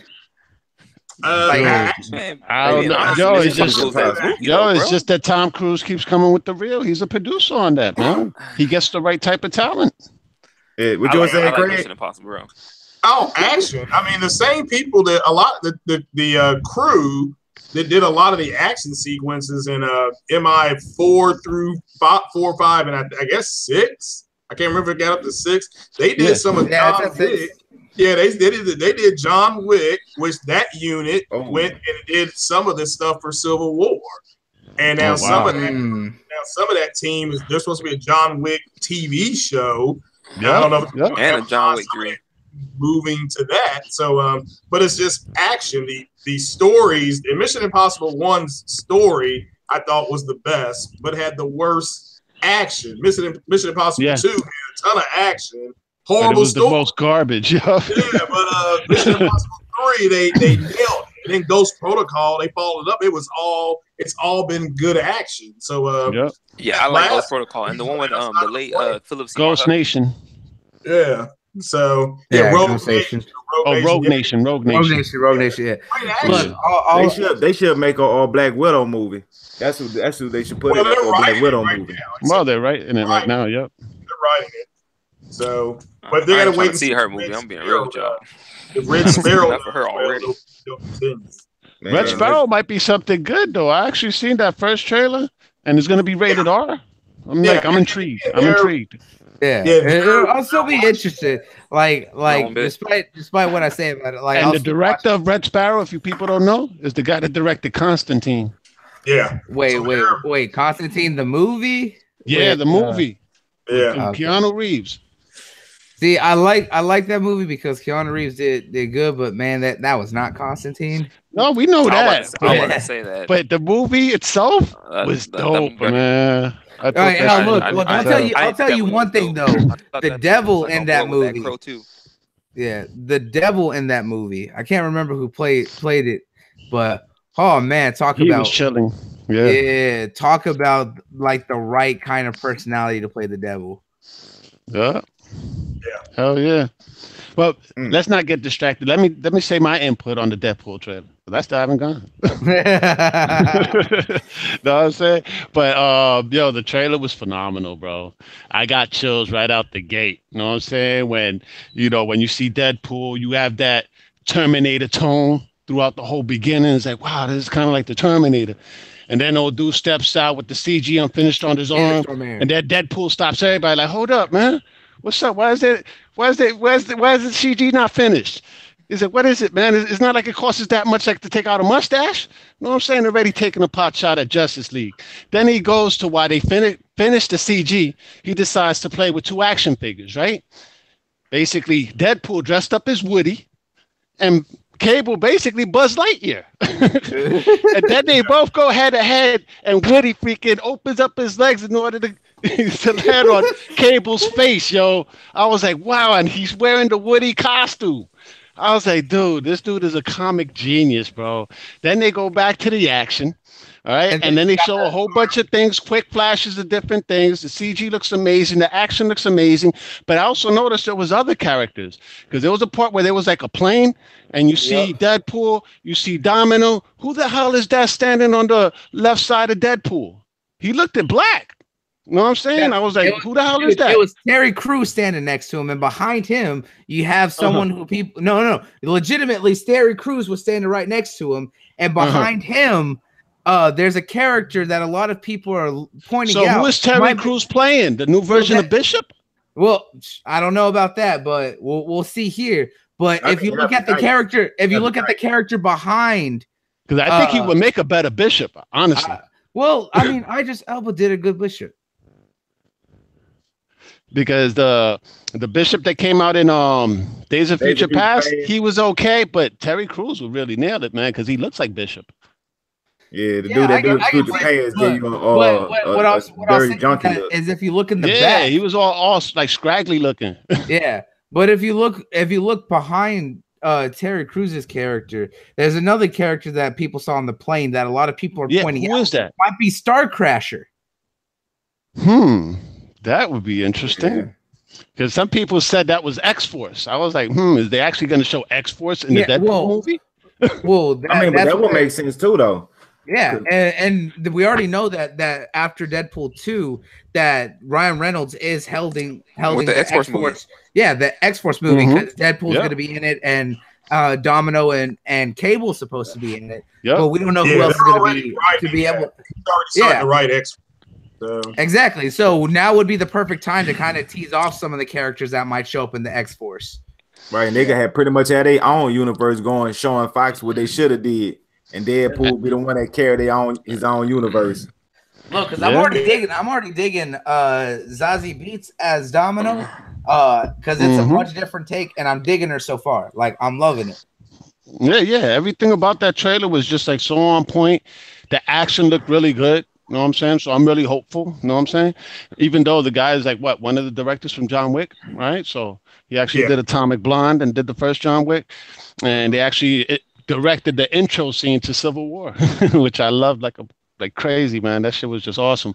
But that last part, man, they showed every character from Mohinder, the taxi cab driver, to his roommate. You know what I'm saying? And then the roommate pulls out both guns and whatnot, and she's like, of course she's blind, so she's maybe in the wrong way. He turns it to the side, and then Cable looks at him. He's like, "Oh, you dumb fucks!" And then Deadpool breaks the fourth wall again. He's like, "Damn, that's just some lazy writing." Yeah, man. You won't see that trailer. I was telling a friend of mine, you're not going to see that trailer in front of Black Panther. You will get the Ant-Man and Wasp trailer. You'll get the Solo trailer, but you ain't getting that Ant-Man trailer. I don't know. I think even with some movies that have come out, we've gotten, even with like rated PG-13 movies, we still got a few Red Band trailers for them. Yeah, but and you gotta think that. I think it'll be an edited trailer, bro. I think it'll be edited. Because look at the holiday trailer that they did where he was doing the painting. There was an edited one where he didn't say all the crazy shit that he did, but it was still funny. It was still funny. It just wasn't as vulgar. So I still think that with kind of with how Marvel feels about how Ryan Reynolds has done with Deadpool and what he is, what he's been doing, because they've been giving him a lot of, kind of go aheads on kind of playing with certain things.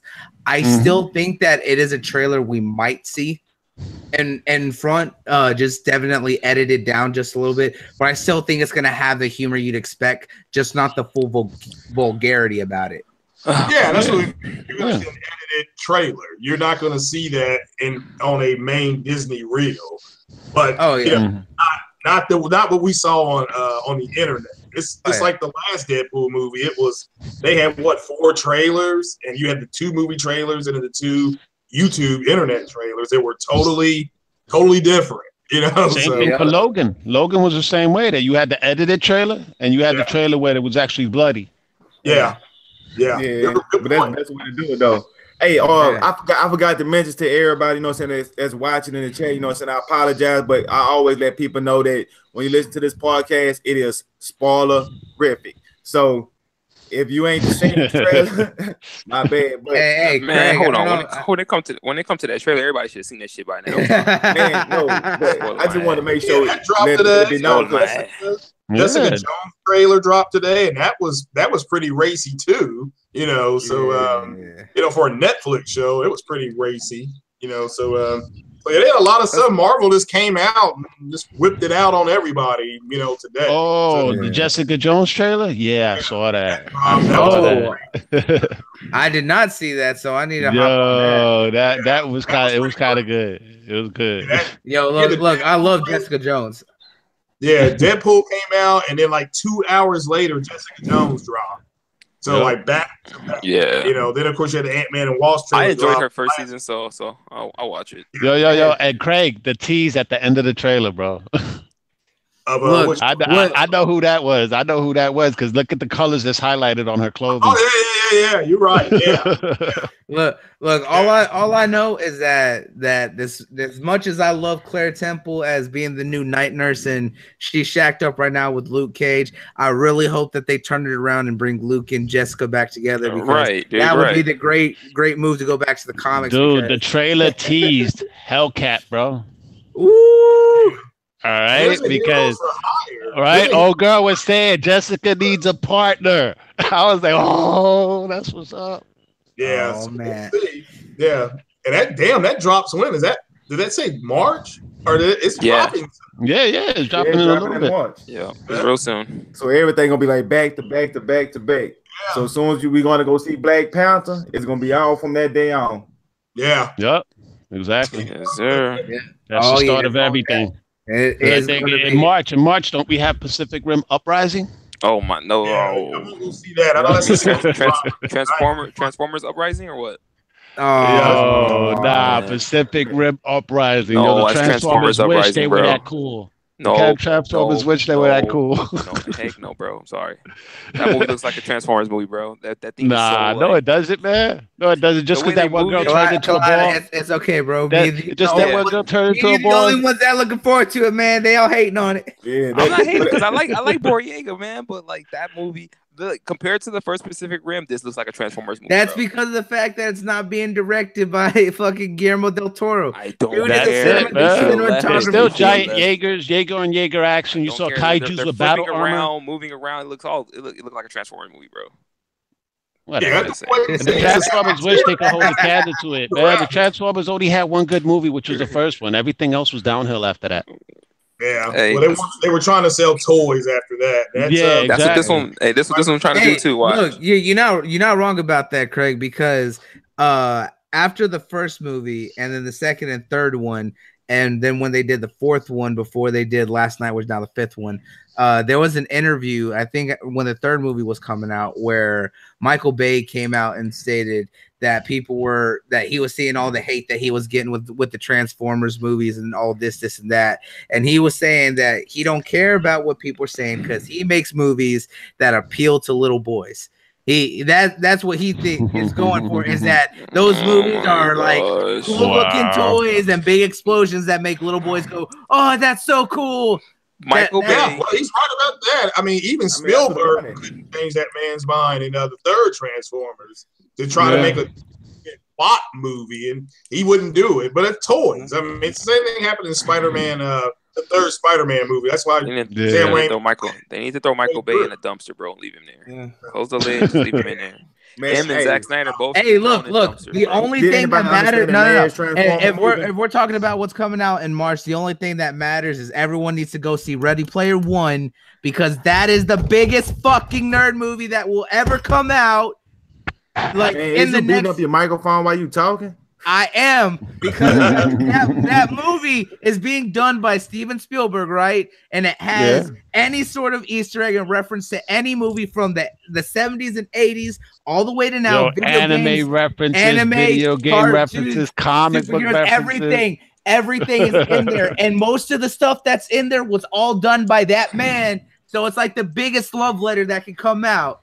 Like, dude, they had Iron Giant up in the trailer. They had Gundam. They had the original Gundam armor. They had Tracer in there from Overwatch. Chun-Li running next to Tracer. Yeah, you had Chun-Li, and then you had Master Chief and all the Spartans. I'm about to say Master Chief. Hey, save block. Hashtag save block. Like, anything that you can think of is all in there, bro. It's just mind-boggling. Hey, wait, Agent Locke in there? Well, You never know, man. He might, but I doubt it. I doubt it too. But Look, with the amount of stuff that is lose your shit, bro. Because from Overwatch, you only got one character up in there, which is Tracer. So I figured they'll use like a character from every franchise or whatever. That's all that we've seen. Yeah, like true that. If you watch that original 3 minutes, because I've seen that trailer so many times, like just the amount of little things that you could pick up from those 3 minutes alone. Imagine what we're gonna see within 2 hours of it. Yo, I'm intrigued for Alita Battle Angel. Oh yeah. That anime in me, bro. Bro. I saw that trailer and I was like, wow, I love the tone Christoph Waltz is the shit too, bro. So yes, yo, the whole cast, it was like all Academy Award winners, man. From Michelle Ali, Jennifer Connelly, Christoph Waltz. I was like, wow. And think about it too. Think about with Alita Battle Angel that has me excited for it, because one, the manga for that is such a great story. And they're definitely doing phenomenal with that, with what they showed off. Because one, it's being directed and helped with animation from James Cameron, who is a master.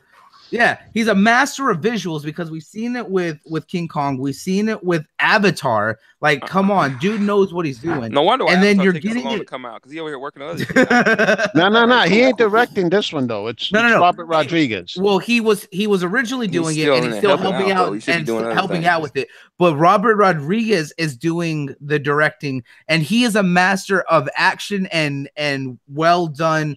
With a low budget. No budget films, man. Now imagine him with a freaking humongous budget like this movie. Wow. Exactly, because we've seen Rodriguez Unleashed.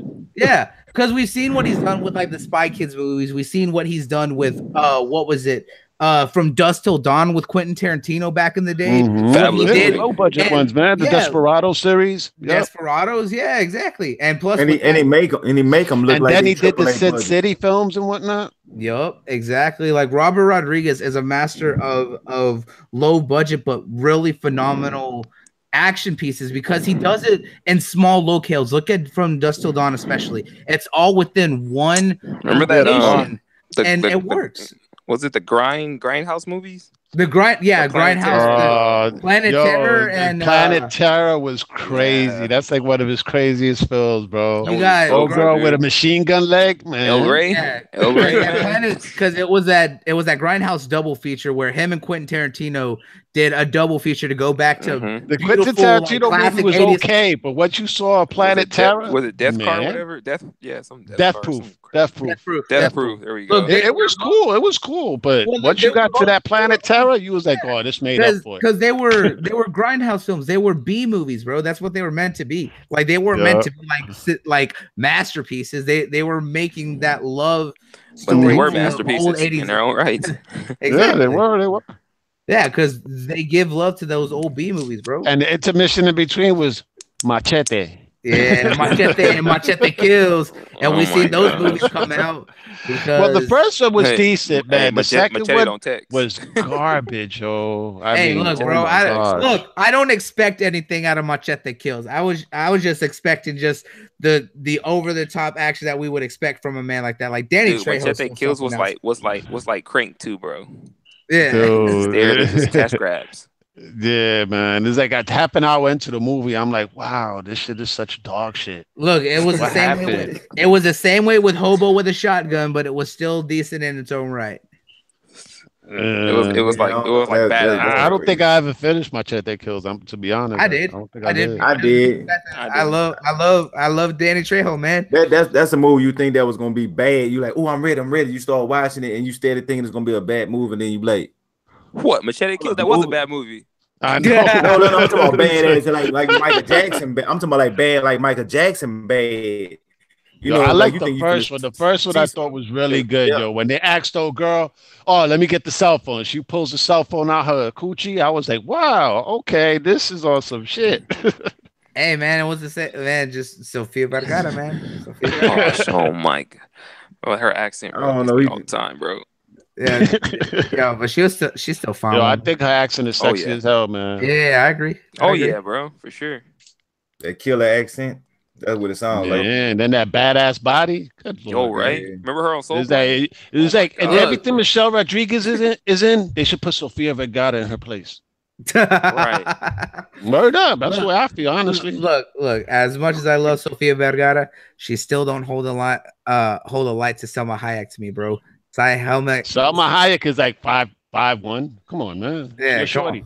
I don't care, bro. Hey, She is a classy, beautiful woman. No. Hey, hold on. No. She look hot in Everly. She's a bitch, bro. Real No, talk. she look hot in Everly. She used to go in the grocery store. My brother worked at. No, she's not. She's a bitch, bro. But that's she's not as sweet as she comes off in the movies. No, she's not. She's not, dude. It don't matter. Her personality, she's diva, bro. Like she's all horrible. I know, right? Her personality is irrelevant, though. We're speaking on hotness. Yeah, it's not the American pageant where you got to be. But she alright next to Sofia Vergara. Yeah. And we talking about hot news, man. Let's go ahead. I prefer ScarJo. Word She got a set of DSLs on her that could, man. Oh my gosh. Oh my God. Didn't they disconnect the internet service? I'm just saying. Let's keep going. Well, hey, look, let's go. Hey, let's go ahead and get to this Black Panther reviews. It's getting a lot of good praise, and it's just getting a lot of a good statements about, like, you know what I'm saying, how good the movie is and how it's good and choreographed and stuff like that. I just want to know, like, y'all overall opinions about the greatness that we're hearing about this Black Panther movie, and, you know what I'm saying, is it well deserved, or is it something that's being overhyped? If this many people straight out the gate, and this is just with some critic reviews, we haven't even seen all the everything that's coming out because there's still an embargo on it, but we have seen some of these critic reviews, and we've seen big articles about people who went to the world premiere that are saying that it has affected them and made them see things in a different way. I honestly have high hopes for it. Like, I'm really excited for it. When someone, like I said before, when someone comes out and says that they cried because of how they felt about Killmonger and his story in the movie. Killmonger is the villain, dude. Like, if someone can cry for him, like, that should tell you something on how they treated the character. Yeah, right. Hey, I kind of feel that way too, because the only villain I ever felt like that behind was Kingpin on Daredevil series. So if they could come to that level on how Kingpin was on season 1 of Daredevil on the Netflix, it's like I really felt like Kingpin wasn't a bad guy. You know what I'm saying? It was like a shady gray area, and he was just coming from a different perspective. He's a product of his environment. Exactly. Right? I love movies like that when you got a person that's a bad guy, but you won't look at him as the bad guy. You see why he doing it. It ain't like how them old movies like, oh, this the bad guy, stop him. You know, it ain't black and white. Yeah, I love it like this, like how you know, it's still gonna be good. Thanos, you know, he's just a straight bad guy. But these people, but you gotta think too with Thanos, he's a bad guy, but at the same time, he's doing it for his love of death. And we're not just talking about death as in just murder for the sake of murder. I know what you're saying right now, but see, that's right now in the comics. They haven't brought that to the attention. I'm not saying they not gonna do that, but right now they are portraying him as just the bad guy. I mean, they can't break it down. He hasn't had a movie really to shine. In the Avengers movie, they said, at least from Infinity War, that the movie is just as much Thanos' movie as it is the Avengers' movie. Yeah, and I definitely think we'll see that explanation. Just like you said in the trailer too. Think about what he says is that one doesn't think of fun when one is balancing the universe, but this does put a smile on my face. He's doing this not just because of the fact that he feels it needs to be done, but he's doing it out of enjoyment. You got to think about where that puts him and what is his drive to really do that. Okay, well, I give a different example than the Joker. Like, you don't really feel his pain or why he just doing the bad stuff he doing. You just say, "Oh, Joker crazy," so he the bad guy. Yeah, you're about to say, well, it depends on which Joker, though, because the Heath Ledger Joker was layered. That was like an onion that you had to keep peeling back, just like Kingpin. And you still trying to peel back right now. Even with the Joker here, and the thing about the beauty of the Joker is that he's had so many origins that there's no set origin on where he is. His origin is that he has no origin. He could be anything. And the thing that makes the Joker such the large antithesis is that he tries to get everyone to understand that life is the joke and that life is a joke and that death and what he's doing is the punchline. Like, you got to stop taking life so seriously. It's a joke. Everything in life is a joke. Like, that's his thing that he's trying to get people to understand. So you could co-sign for him? Yeah. The Kingpin, I could at least say, well, I'm sure the comedian for. could co-sign from him from The Watchmen. Yeah, but in real life, man, I would never be able to co-sign for nobody like the Joker to just say, "Hey, I'm gonna burn it all down because everything a joke." Man, you crazy. I'm not Kingpin. It's understandable. Like, okay, you doing this here because you're trying to make a better future. They do it in real life with politicians, so that's why I say you can't really with the Joker, you can understand it, but you can't. You when you look at him, you see bad guy. It ain't he's a guy that loves chaos. I always say that chaos for fun, bro. Chaos for fun. Yeah. That's something different. Right. When you're trying to do chaos for to make something better, and Kingpin is something layered. Then you can kind of like feel. So that's how they should do. That's how I'm hearing that they're gonna do with Killmonger. So I'm just hoping that the hype is real. So I ain't get you, Super. So what you think about the Black Panther? Man, from everything I'm hearing, it is what I thought it was gonna be. I thought it was gonna be a fantastic movie, bro. From the moment I heard the Run the Jewels like track pop on the freaking trailer, I was just like, oh my gosh, this is happening. Like, just seeing him in Civil War, bro. I just couldn't wait for his movie when I seen him in Civil War. But I look at it from a different thing. I look at Ryan Coogler as a awesome freaking director, dude, and I'm just glad he's getting his just due now, because he did Fruitvale Station. That movie did not get the credit it should have got. Like, he brought out the emotion of like everybody in that movie, even the people that are like the pedestrians who were standing around as the crime was being committed. Like, looking at their faces, like you could believe that like that happened, bro. And like he does that. He's a powerful director. How to cast his characters right, dude. Like, even on Creed. So like even on Creed, bro. And he writes and directs those movies. Like, that's him, dude. So like he has skills, dude. And it's good that he's getting his just due with this movie, because I'm pretty sure people are like, why did he get this director? It could be because of a black thing, it could be because of whatever. But I still like happy, they got a woman to film Wonder Woman. I mean, it just. But I'm saying it was probably so much said before those movies came out. Why this person? Why that person? Why Patty Jenkins? Why they got to get a woman to do this movie? You know what I'm saying? So it's like I'm pretty sure there's so many whys, and he and her are blowing that shit out of the water, bro. Exactly. That's so dope. They can catch it from their perspective as well. They're not big time the best of the best talent. Yeah, they get the best talent in their category and let them shine. They believe in being like the biggest directors. Like, they feel like they have to get a freaking like a Weinstein or like these powerful big time directors to do these movies so you can get somebody hungry. But when they found. Yeah, that's what they got when they got Ryan Coogler, man. Because I mean, look at the two. I'm telling you, look at the two movies he did besides the little short independent films he did, bro. Those two movies are solid. Like, he brought Rocky back because of Rocky back because of Creed. Because the Rocky before Creed was horrible. That one went no. The Rocky before Creed was a solid film, but it wasn't gonna kick off anything big. That when he did compared to other Rockies, bro. So you talking about Creed? I mean, on Rocky 5. Rocky Balboa. Nah, he's talking about Rocky Balboa. That was the last Rocky film. That one with Antonio Tarver. That movie was horrible, bro. I did not like that movie. I liked it. It wasn't gonna kick off a franchise like the other ones. It wasn't gonna bring them back or anything. I think that movie shouldn't have happened. Pretty much, I don't think that movie should have happened. It didn't do any good to Rocky's like his movie like franchise lineage or anything. It was actually Sylvester Stallone's swan song, really. He didn't need it though, because his swan song is still going technically right now in Creed, because he's still a big part of that. If he didn't come out of Creed, and that's thanks to Ryan Coogler. Ryan Coogler went with the story pitch to Sylvester Stallone, bro.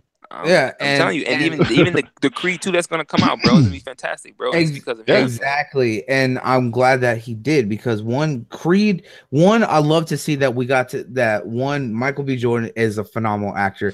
I love that they brought Mrs. Huxtable into the movie, bro. Yeah, and here's the best part about that is, one, I loved what they did is it's Apollo Creed's son, it's a bastard son. They wrote it into the story, and Tessa Thompson, story. Yeah, and he wanted to make up with it with with Sylvester Stallone and Rocky, man. Like that movie was so well done. Like I love boxing movies. To me, like for me, boxing movies are great because I grew up on Rocky and all that. And what Creed did is it really put it back at the forefront in a great way.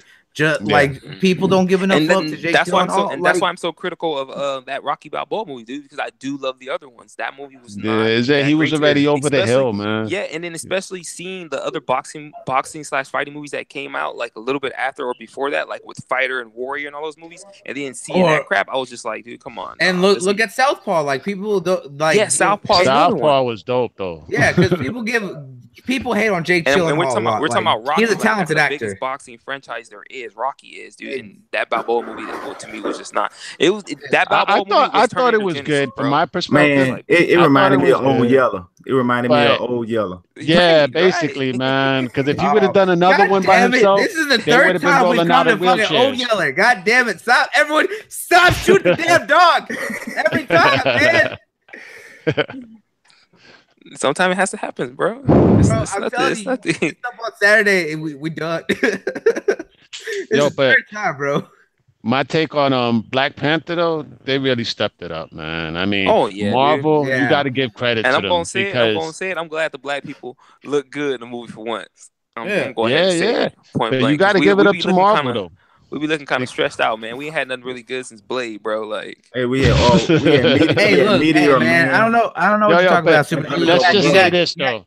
This is a step above, just for the simple fact Marvel knows how to pick their directors. Think about the directors that they've picked. They're not big directors. They're small directors. From Josh Whedon at the time. Josh Whedon was just doing TV. You know, he had done that direct to, that movie Serenity, which was a spinoff of Firefly and whatnot. That movie was dope though, dude. Yeah, no, it was. You know what I'm saying? But it had a smaller budget. But the reason they picked Josh Whedon, why was it? Because he knows how to tell an ensemble story with multiple characters. Same reason that they picked the Russo brothers. These guys used to direct TV episodes of Community. All right. Same thing for Ryan Coogler. All those characters in Fruitvale Station, all the characters in Creed, they were equally balanced. All right. That's the reason Marvel picks these directors. And don't forget James Gunn with Black Panther. Man. James Gunn, definitely. James Gunn, another one. You know what I'm saying? They picked James Gunn. Everybody's like, why is James Gunn directing Guardians? The last movie he did was Super, which is now on Netflix, by the way. You know what I'm saying? Dope as hell. Indie film. All right. And but yeah, they pick directors that know how to shoot ensemble movies. And with Ryan Coogler, he actually brought Africa to the forefront, an African nation that was hidden away. You know what I'm saying? That makes people want to go there. All right. And not only that, but Black Panther is not the only star. The entire supporting cast are stars of this movie. And not only that, we're talking all females. No, I'm gonna get to that. I'm gonna get to that, bro. You know what I'm saying? You got people like Lupita Nyong'o. You know what I'm saying? That's his ex-lover and whatnot, because she's actually thinking more about her nation. Then you also got Denai Guerrera from The Walking Dead, which basically tries to steal the movie out from Black Panther's feet. But since the movie is so equally balanced, you don't feel that. And even Letitia Wright, the one that plays his kid's sister. Dude, they're making Marvel setting her up as the smartest person on the planet, even above Tony Stark.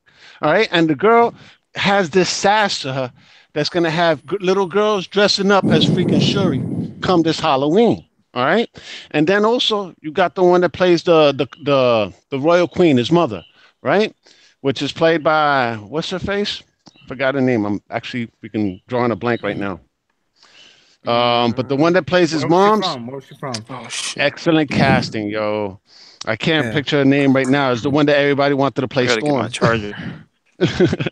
And then Forrest Whitaker with his role, the guy that came out in Get Out, the star Get Out, he's also in the film. Martin Freeman, Andy Serkis. I mean, the entire cast is just phenomenal that they was able to assemble a cast like this for this film. Okay, and then like the costume designer took it to the next level. Are you talking about Angela Bassett? Angela Bassett, bro. Thank you very much. Angela Bassett, bro. Yeah. She carries a certain weight to that movie and a certain gravitas. It's just like next level. Hey, So basically, you're she getting the carried that new in every movie though, generation. bruh. Yeah, you're getting the old generation of people that love, actors like Forrest Whitaker and Angela Bassett, and you're getting the new generation of people that love people like the guy that plays Black Panther, Shuri, all these characters. Know what I'm saying? Marvel knows how to Chadwick do a Boseman, movie, Michael and then Jordan. the costume designs, ridiculous, yo. The stuff that they're doing with the musical score, with a whole bunch of tribal influences and African tribal influences, that's really ridiculous, man. And then the cinematographer, the first female cinematographer ever nominated for an Academy Award in their 90-year history, which is also the cinematographer from Fruitvale Station, Ryan Coogler's first film. All right, so. Look, think about that, man. And the person that produced Fruitvale Station was actually Forrest Whitaker. So it's like Ryan Coogler giving respect to people he worked with prior. Not only just, Michael B. Jordan, which is like his best buddy now. Know what I'm saying? They're like brothers. Because it's like every movie he's done, Well, he's Michael a young. B. Jordan That's is the thing in there. too. Like that's youth right there too, man. Like that's for Ryan Coogler. He's only what, like 30 years old, bro. Like 31. Like, He's damn, 31 years old right I'm now. older than 31. him, dude. Like, yeah. So it's just like that's insane, bro. Yeah, he was 28 when he was doing Creed. Can you imagine how old he was when he did Fruitvale? Right. That's ridiculous, man. What, like 23, 24?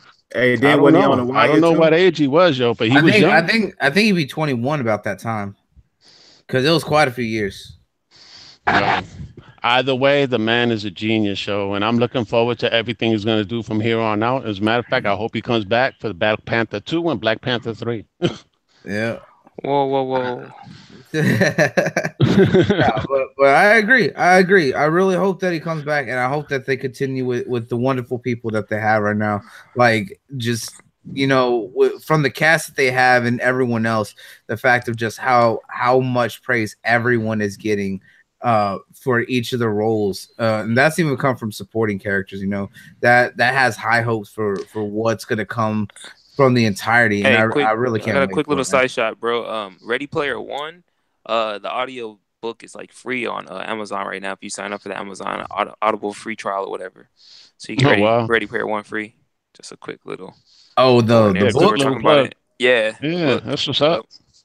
Hey, the Audible books now. They promoting them hard right now too. Yeah, because a lot of people nowadays don't really like reading.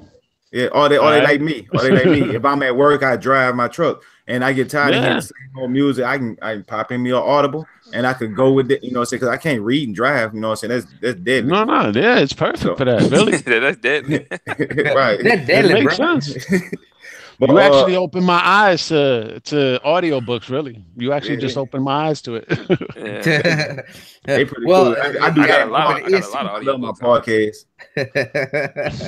But so we ran through the positive. Let's go into this dark web negativity that I've been hearing about. And I know y'all probably been hearing and seeing about a lot of this stuff about people want to say about boycotting the Black Panther, and it started with Stan Lee was supposed to be molesting a worker, and then everybody was hollering about they need to boycott this movie. Now they were saying about Disney paying off Rotten Tomatoes, because Rotten Tomatoes giving DC bad scores and giving Marvel all these good scores. They need to boycott Black Panther to show them they need to be more fair and stuff like that. So what do y'all think about this agenda that people doing? Is it healthy? Is it terrible? Or or just something that just come with the territory? Man, honestly, I don't even like giving fanboys the time. The fanboys the time of the day, bro, when they come with these stupid allegations, man.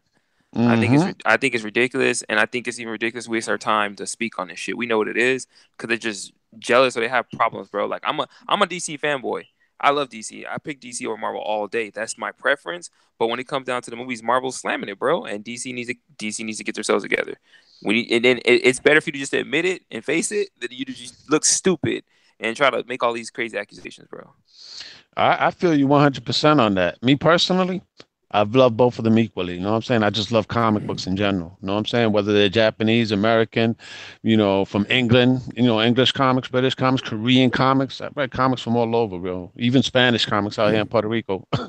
I'm just a straight up comic book fan. But you know what I'm saying? As fans, though, shouldn't we just enjoy all the all the Thank you. comic Just book geekiness thank that's you, coming dude. out, bro? Years ago, Because we I didn't mean, get any of this stuff. DC is like killing it on the CW, right? With their shows and whatnot. Even their comics are killer, yeah. bro. Like the metal and all that. To me, Batman metal, Marvel ridiculous, bro. Marvel owns the cinema, but DC owns everything else, bro. Because when it comes to and comics, the animated films that DC keeps dropping. Yep. Yo, them shits is on point, man. It's like as fans, people, we should enjoy everything, man. You know what I'm saying? Enjoy all the riches that we're getting because shit wasn't like that back in the day. Nope. All right. In Absolutely the 2K era, as a matter of fact, Blade was the one that kickstarted everything. Batman and Robin was what killed everything, but Blade kickstarted it back. All right. And then there was a few flaws, in the early 2K era. Know what I'm saying? We had our Fantastic Fours, we had our Daredevils, we had our Catwoman. There was a few flaws, but once that first Iron Man came out, that was growing pains. Yeah, those are growing pains. We had some good stuff though. I mean, the Dark Knight trilogy. Once that Batman Begins came out, that's when DC started to step up to the plate. But then they threw out Green Lantern. You know what I'm saying? I was like, oh damn! He's like, you knocked it out the park with Batman, but yeah, fucked up Green Lantern. But still, once they did the Iron Man thing, that's all smooth sailing though. There was a couple of hiccups here and there. But dude, now look at all the stuff, man. We got shows on Netflix, shows on Hulu. There's gonna be a show coming on HBO, The Watchmen. We got the CW doing all those shows. There's even what is there X-Men show? Yeah, we also got the X-Men show on Fox FX, right? Yeah, wow, it's just a Legion, rich. Yeah, Legion and the other one. Legion and the one that Gifted. We got the Gifted. Yeah, the Gifted. I mean, dude, and then look at Hulu, man. You got the Runaways. The Runaways, man. It's like, dude, and then we still got Cloak and Dagger that hasn't dropped. All right. Yo, speaking of Cloak and Dagger, I'm excited for that shit, bro. Oh, who you telling, bro? I was like, man, I had all the original comic books for Cloak and Dagger from back in the day. I never thought him. And you want to talk about progressive, especially in this time frame. Cloak and Dagger is the perfect example because of the fact that you have. It's interracial, man. Cloak and Dagger need each other. Couple, bro. Yeah, it's absolutely that. And you seeing the two of them together, and you seen in multiple issues is that one they're just good friends, or others is that they're orphans together, and some that they're a couple and all this. Like, it's the perfect time for that kind of stuff to see because of the fact of that they're one of the few mutants in that story where they truly depend on each other because they need each other. Mm-hmm. Like, yeah, definitely, man. Yeah, they really do. That just shows how progressive Marvel was as far as their writing. What Black Panther came out in 1966. Yeah, like two white guys. You know what I'm saying? It's like Stan Lee and Jack Kirby. They knocked it out the park, talking everything about Africa and the way they broke it down, the nation of Wakanda. And then they did Cloak and Dagger in the 80s, which was by Bill Mantlo and Rick Leonardi. Another, and this was an interracial couple. I mean, I love both universes, yo. DC and Marvel back then. I used to work at a comic book store, all right? I'm 13 years old and whatnot. And I used to get all my comics for free. So I read everything, all right? Even when Japanese comic books started coming out, I was reading Akira, I was reading Appleseed, I was reading all this crazy stuff back then. And then DC Crisis on Infinite Earths, the new Teen Titans, when it was like the shiznit. I was like, wow. Yeah. And now, then years later, for most of the stuff that's done in the 80s, how many things from the 80s aren't they doing nowadays? Yeah. You know what I'm saying? We had the DC animated movie, the Judas Contract for the Teen Titans. Man, I read that in the 80s, bro. You know what I'm saying? The stuff, the inspirations for the Dark Knight trilogy. The Dark Knight Returns came out in the 80s. The Watchmen, the 80s. G.I. Joe, the 80s. Transformers, the 80s. Ninja Turtles, the 80s. Transformers more 70s, bro. But yeah. But hey, but still, Transformers is the 80s, bro. It wasn't the 70s. Are you sure? I thought it was 79. Nah, I wish it was 79. We might got to use the Google machine for this one then. But Yeah, you got all Now, types of because the stuff. You reason got I the say back. that is because Transformers was produced, and this is before Marvel went through their bankruptcy in the mid '90s. It was produced by Marvel Productions. Marvel used to have their own animation company. They used to do all the pencil work in the States and ship it over to Japan because the U.S. dollar was higher than the yen. And Toei Animation Studios used to ink all the artwork and then cell shade them. All right, so it was actually by Marvel Productions. Marvel Productions didn't exist in the '70s. Yep. That's a fire ass of fun fact. Yep. Yeah, Because they right here lost it though. shows They that. lost it though because when Marvel went through their bankruptcy in the '90s, Marvel Productions was one of the things they had to give up. Yeah, but hey, but we got some new generation stuff too. Like, we got the new Batman anime that's coming out. So we got some it got some stuff for this new stuff for this generation. And Nah, there's a lot of Definitely, stuff. bro. Shit, like I like those Japanese animation things for the Avengers, man. That Black Widow and Punisher. Dope. Yeah. then we got we got all types of stuff now, even Black Lightning. I had a Oh, confession. Black Lightning, bro. Man, hey, I had a For confession I real. wanted to make. When Oh, we Yep, first yep. talked about Black Lightning, I said the first episode I could treat it so hard. They rush to do the story. I don't think they're gonna write it right. I'm gonna give it a chance though, because I'm saying, I want to be a fan, I want to like it. So I'm gonna give it 3 episodes. Cause see if I'm gonna watch out the whole season. Man, by that 3rd episode, I was sold. This show is one of the best. I mean, it tug on your heartstrings. It give you some real life action. Then it hitting you from a different angle. For like, I never got punched from this side before. You know what I'm saying? It ain't the hardest punch, but I ain't never got punched from this side before. And I was like, okay, Black Lightning might stand on his own 2 feet. Then the stuff that they do up in there, man, it tripped me out. They got a little bit of comedy. It got a little quirkiness to it. Like, what I'm saying? Like I say, it's this spoilerific. So the dude said, man, before you knock me out, please, can I take a selfie with you? Man, I couldn't. Yo, that had me dying, bro. Yeah. Like, man, that is crazy. I ain't trying to spoil it too much, but man. But the way they touch on political issues, though, if you think about it, because what did he say before that, though? He was like, dude, if you knock me out, you're just gonna take me you're gonna call the cops and take me to jail and give me 30 years. And this is my 3rd strike. They're gonna give me 30 years. Dude, that's bullshit, man. Just for selling drugs. Right. I mean, seriously, man. It's like they need to fucking think about what they're doing in the US, man. This touches on so many issues that's going on right now that is ridiculous, bro. Right. You know what I'm saying? That's what makes the show so fire. Yeah, then they don't overkill it. See, that's the thing too. Like, exactly, they didn't. They hit you just enough of it. It ain't well. Okay, I get what you're saying. I get what you're saying. It's like, that's what I'm saying. It kind of hit you at the right time, with the right moment, for the right reason. The music in there is pretty good too. I know what I'm saying. I ain't think the music was gonna be as good as it actually was, but when you see the villains coming in, the way they bringing the music in, I'm thinking Black Panther, they stepped it above, because Flash was my on CW was my number one show. Then Supergirl. Now I gotta give it up to Black Lightning. That show is awesome. Actually, yeah, it eclipsed Supergirl in my book, man. I watched the first 2 seasons on Netflix recently, and I was blown away by how good it was. What, Supergirl? Yeah, I actually enjoyed the hell out of Supergirl. Yo, they had some action scenes up in there that was like up there with Man of Steel, bro.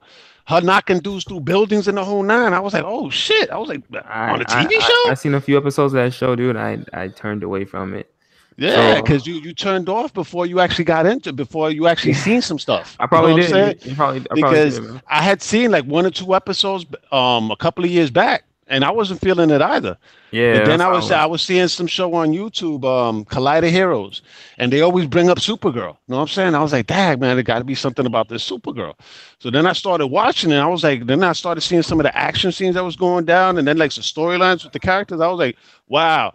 And then also when TripleCup brought it up in the podcast about Crisis on Earth X, I was like, wow, and I hadn't been watching any CW shows for a minute. So I was like, let me click into the Crisis on Earth X to see what it's about. So I downloaded the CW app because you can watch everything on there for free.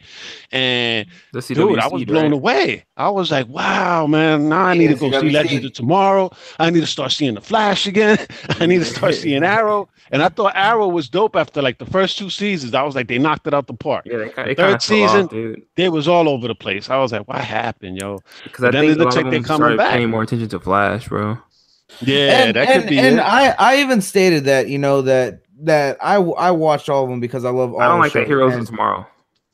That one. I'm Yeah, actually what was it? enjoying that I now like a that. lot. Yeah, I like I'm actually digging it a lot, bro. the first season was kind of cringy, but once you get past Yeah. that first season, you be like, The okay, I can second rock with season, them. they Yeah. started kicking it off on all cylinders, bro. See, I They stopped really watching did. it during the first season, bro. I was just like, I this- know. Yeah, we could I tell. did the same thing, dude. I saw like 4 episodes or 5 episodes. I was like, nah, no, thank you. I was sick of that Vandal Savage dude. You know where I stopped watching that? Whenever that freaking when who was it, Hawkman and whatever was trying to get their memory back, and then he killed Hawkman or whatever, and I was just like, man. Yeah. I was like, I'm That done with ticked this me show. off as well, man. I was like, why they gonna kill him so early, man? Dude, Yeah. you just started. And okay, now you said something about being early. You guys don't. I mean, spoilerific, but you guys don't think. I mean, I'm enjoying Black Lightning, but you guys don't think they're kind of like rushing it with like with his daughter getting her powers already? Nah. I think They're I think doing the trying to go in slow that build direction. because think about it. It was like since the first episode where she was seeing some stuff. Not the first episode. No, the second and- episode. there's nothing wrong with her seeing it. I'm just saying you don't think it's too early for them to be tapping into her powers. Like, Nah, because bro, Because you I'm gotta think of, you gotta think of Lightning this. right now. Huh? Yeah, but here's the thing, though, bro. Is we're seeing him come out of retirement. He had already done this, so her stuff was already latent. So I think with him coming back to terms with what he wants to do, and he's saying that protecting his family is his thing, but as well as protecting the people. But I think having that her standing on her own at the same time, trying to help push him to, I think it'll work. It's still too early for us to say if it was good or bad, but I'm then his youngest daughter hasn't just demonstrated any powers yet. She gotta get hers too. No, but my whole thing is like I'm saying it from a standpoint like as like longevity for the show, like holding out a little bit will give it something to spark. But the youngest daughter, they haven't shown anything. Hey, but look, this how I look because at for it. me, like when they started adding all those other flashes, I believe they came too early. Like I was just like, this is a little bit too early. They did rush kind of this flash. Yeah, and that's my fear because kind of like when they started bringing in like Wally's flash, I was just like, oh my gosh, like this is already like becoming convoluted. Like this is too much. Well, he's coming out early. Like now but what was the trippy thing about Flash? It was still a slow build up to Vibe and Killer Frost. Yep.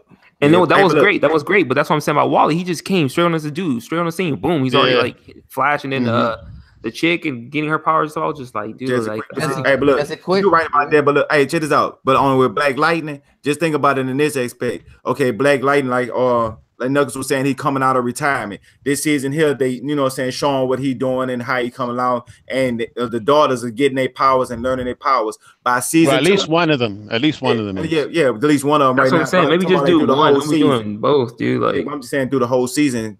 By the time the season over with, season 2, it ain't gonna be about Black Lightning and the father. It's gonna be about the 2 kids. So Black Lightning is still gonna be there, but the season 2 gonna be more focused on the kids because he'd already ran his course. He he's just coming out of retirement. So I don't think so. I think they're gonna team up, bro. And that's where I'm getting at. By I'm asking, do you guys think it's too early for that? Because I mean, I think they should have did this whole first season with him fleshing out, and then maybe like with the last like 2 episodes of the season, show a little something of his daughter.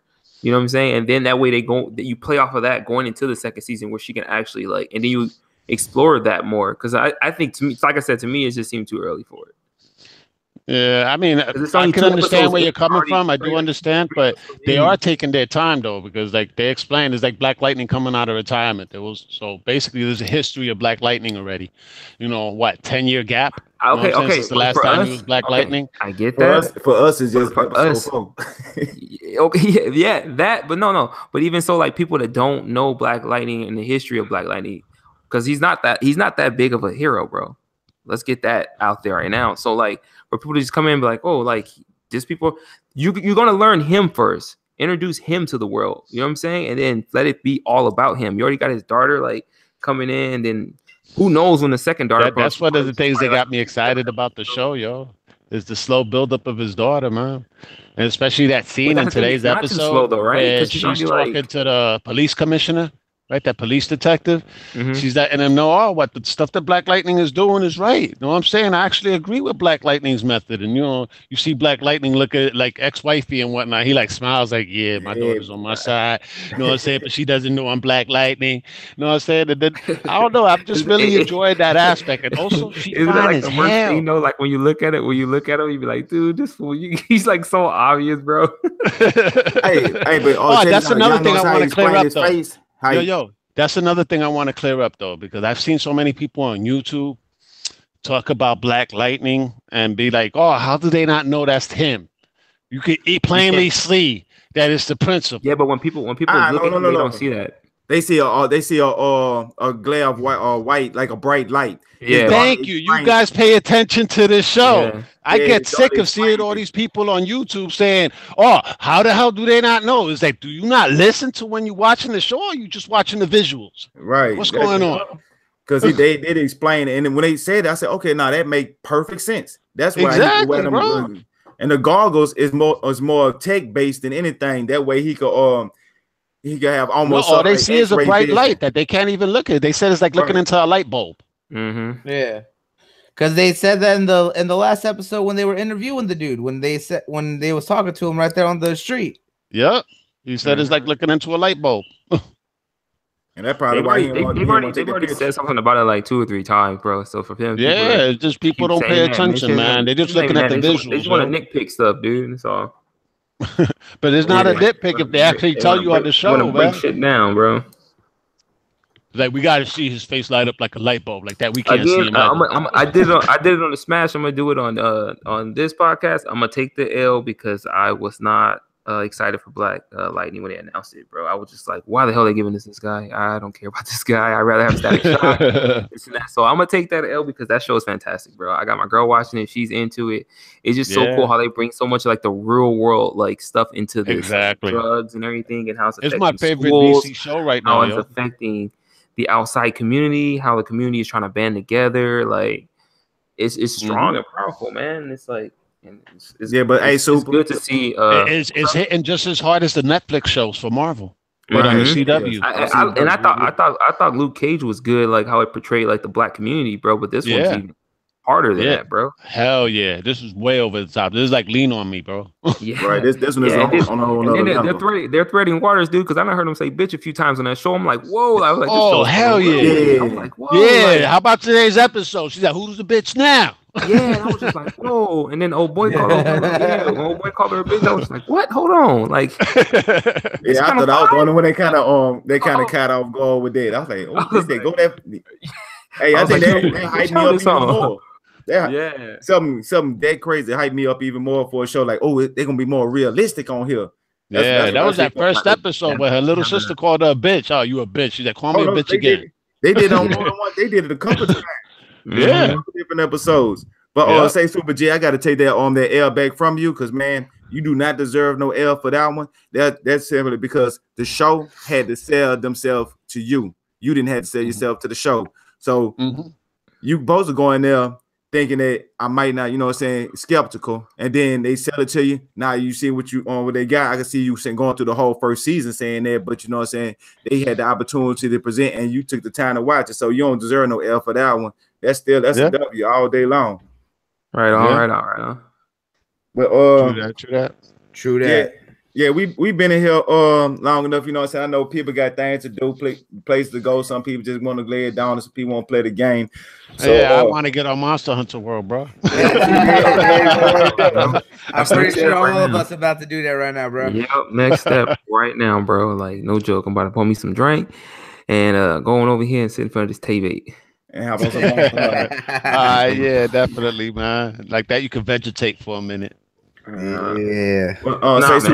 Ain't no thing for me, dude. When it comes to like this podcasting stuff like that, like I said, we're talking about stuff I love to talk about, bro. I can talk about this stuff all day long, man. All day. When it's 2 hours, 3 hours passing, it flies by so quick, bro. Because if I'm not talking to it on this outlet with you guys, I'm at work talking with friends about this stuff, bro. So I know, right? I be talking to my girl about it. And she be like, "What the hell are you talking about?" So I mean, they can learn characters and stuff like that, and they backstories. Yo, it's a trip. My boys at work, they always come to me and whatnot. Anytime they want to know some shit about superheroes that they don't know, or some shit about video games, they come to me. It's like, yo, Collider, man. Yo, this show is coming out, man. What do you think? Or this game is coming out. What do you think? That's how it is, dude. That's how it is, man. Especially with Dragon Ball with me. My friends come up to me like, hey, did you see it? I was like, come on, you really think I didn't see it? Like, come on, dude. Look who you talking to, bro. Like, what you think gonna happen? I'm just like, man, this, and this. So, yeah, believe me, I'm talking about this all the time, bro. Vegeta gonna lay that mustache out. Yeah, No, This ain't mustache gate, people.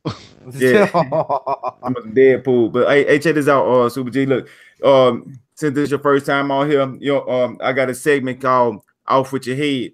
It's some, just conjured up, do. It's like we take two heroes, and you choose one that you think that'll give a better fight to the other one. So I let you go last, so you'll kind of see how it goes. Something simple though. But check it out.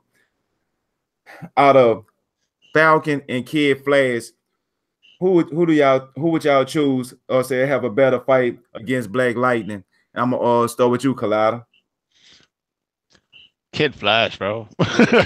He has the speed. He has the speed. Ain't no competition for Falcon, bro.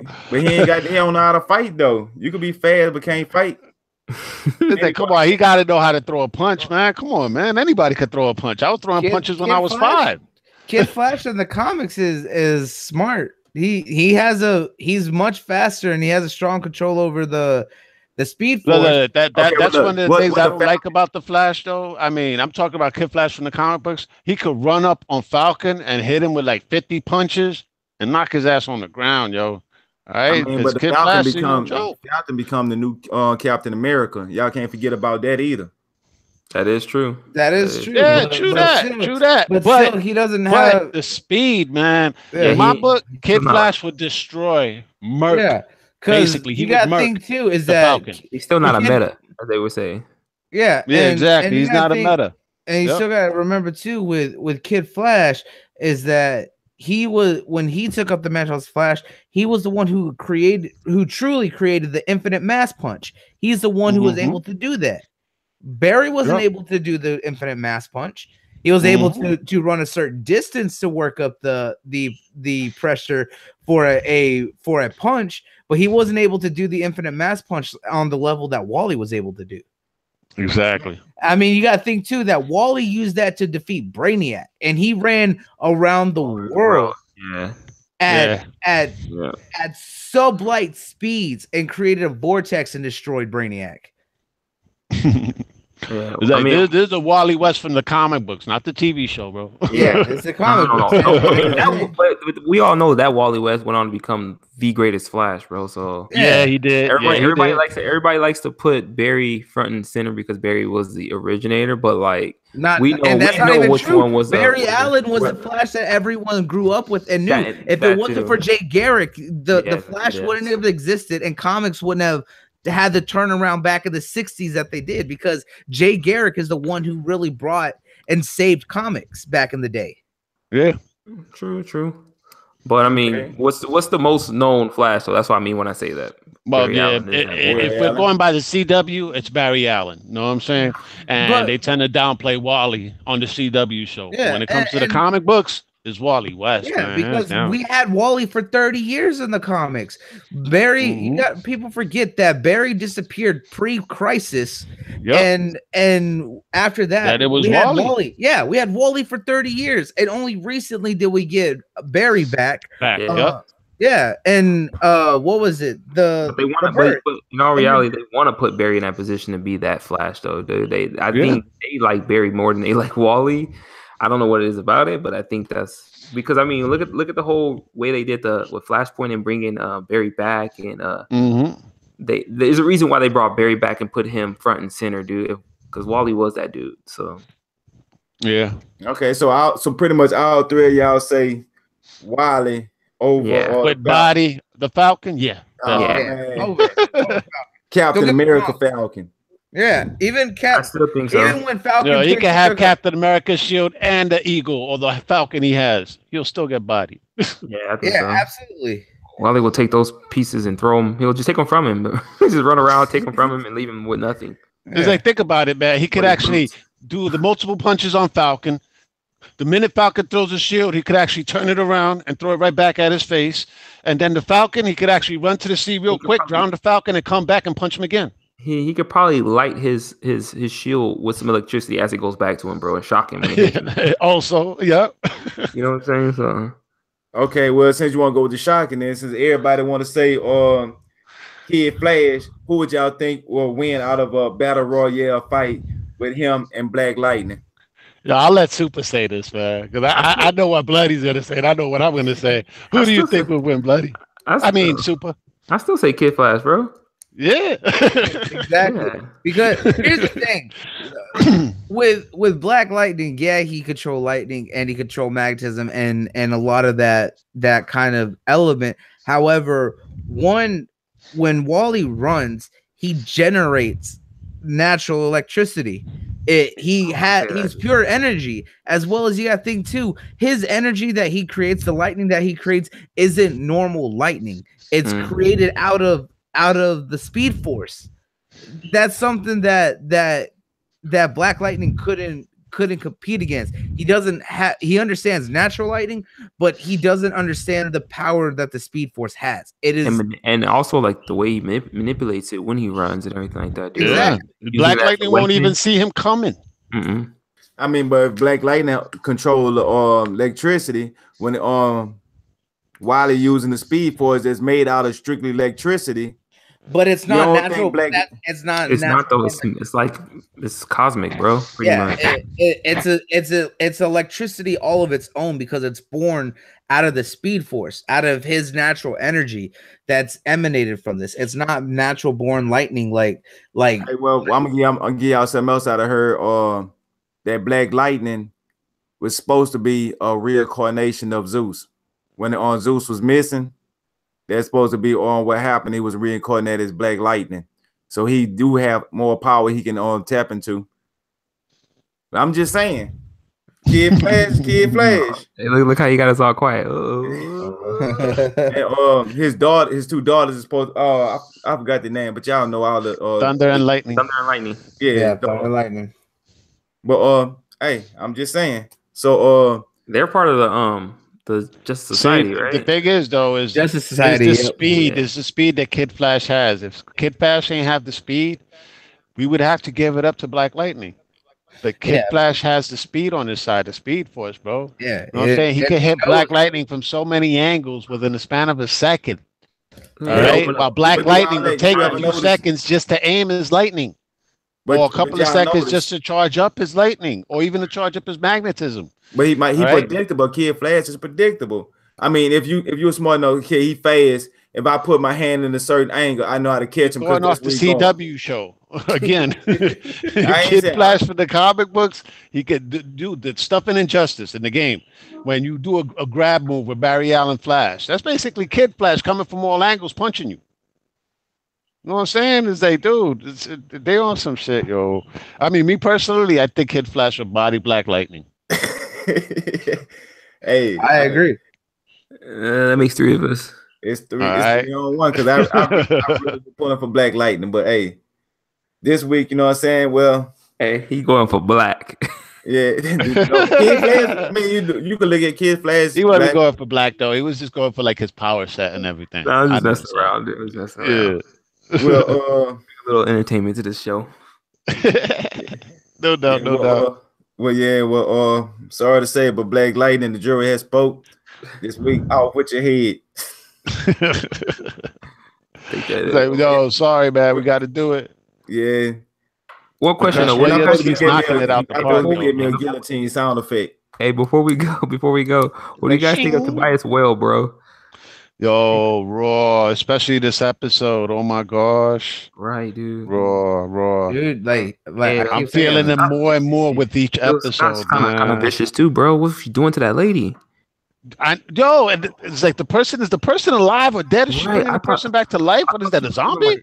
Yeah, I thought she was doing like the preparations for like freaking. What is it? When they got those dead people embalming or whatever, I was like, "What the hell is she doing?" And then, but when I saw a person moving, I was like, "Oh, what is she, a voodoo chick or something?" That's right. 'Cause she was talking to old boy, calling him, talking about she'll grind him up and make some magic dust out of him. Yeah, she could. I mean, she really yeah. sound vicious. That could have been a tease right there.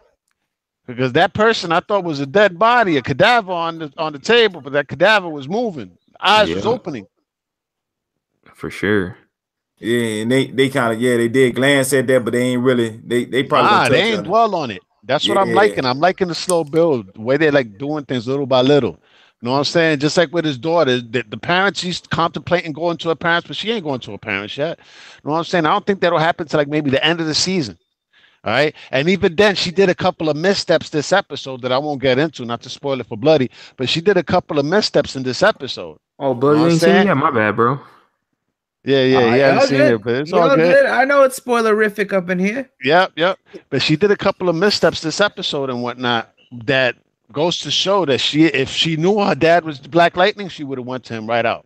But she doesn't know he's Black Lightning. You know what I'm saying? So she doesn't know how her parents is going to react. She wants to do the right thing, but at the same time, she don't have a grasp of what she can do. Looking like an Instagram hoe. Yo, that catsuit looked nice, yo. And yo, the man, I mean, I'm loving the show, yo. Especially that part where she was like talking to those dudes. They was like, "Oh, you bitch." She's like, "What?